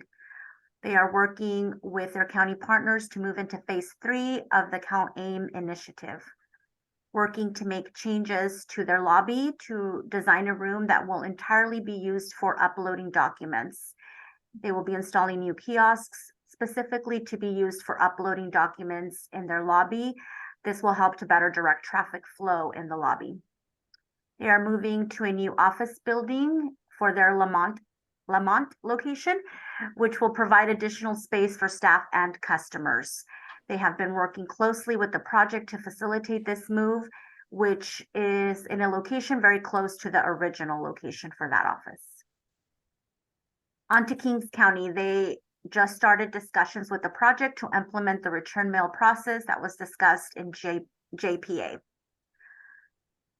Mariposa County is working through lobby device planning, setting up flows, and prepping to launch their kiosks. Merced County, they are reporting a rollout of managed laptops to a subset of users with plans to expand in the future.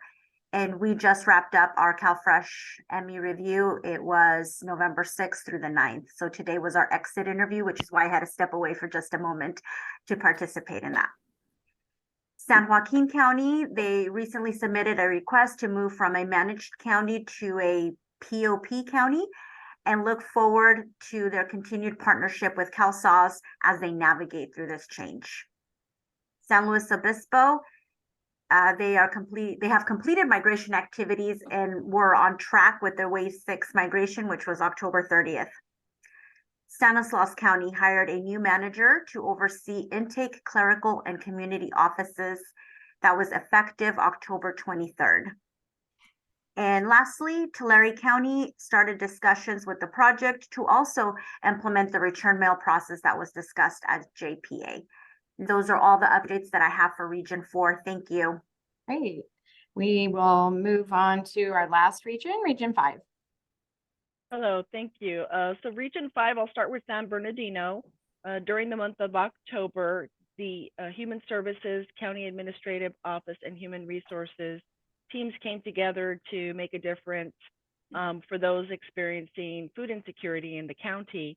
The efforts resulted in an amount of $15,043 in donations being collected.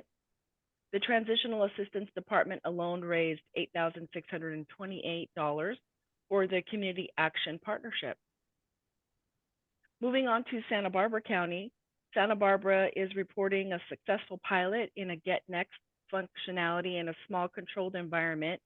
They plan to expand to a multi-program unit serving all of their programs. Santa Barbara has also developed some statistical reporting dashboards for management specific to contact center statistics and their intake offices. Santa Barbara is also in the planning stages of providing a full focused effort on developing their growing CalSAWS functionality, expertise for all levels. For Ventura County, we're happy to report that we've had over 104 CBS or staff processing benefits start since July. On October 30th, we had 53 staff start, so that's been pretty exciting for us. We're continuing to focus our efforts on training our staff in the areas where we have the highest service needs, and we've also expanded our leadership in the agency, adding a division manager to our Community Services Department and our Aging and Disability Services Department. That concludes the updates for Region 5. Great, thanks everybody. Any questions or comments from either the PSC members or the public?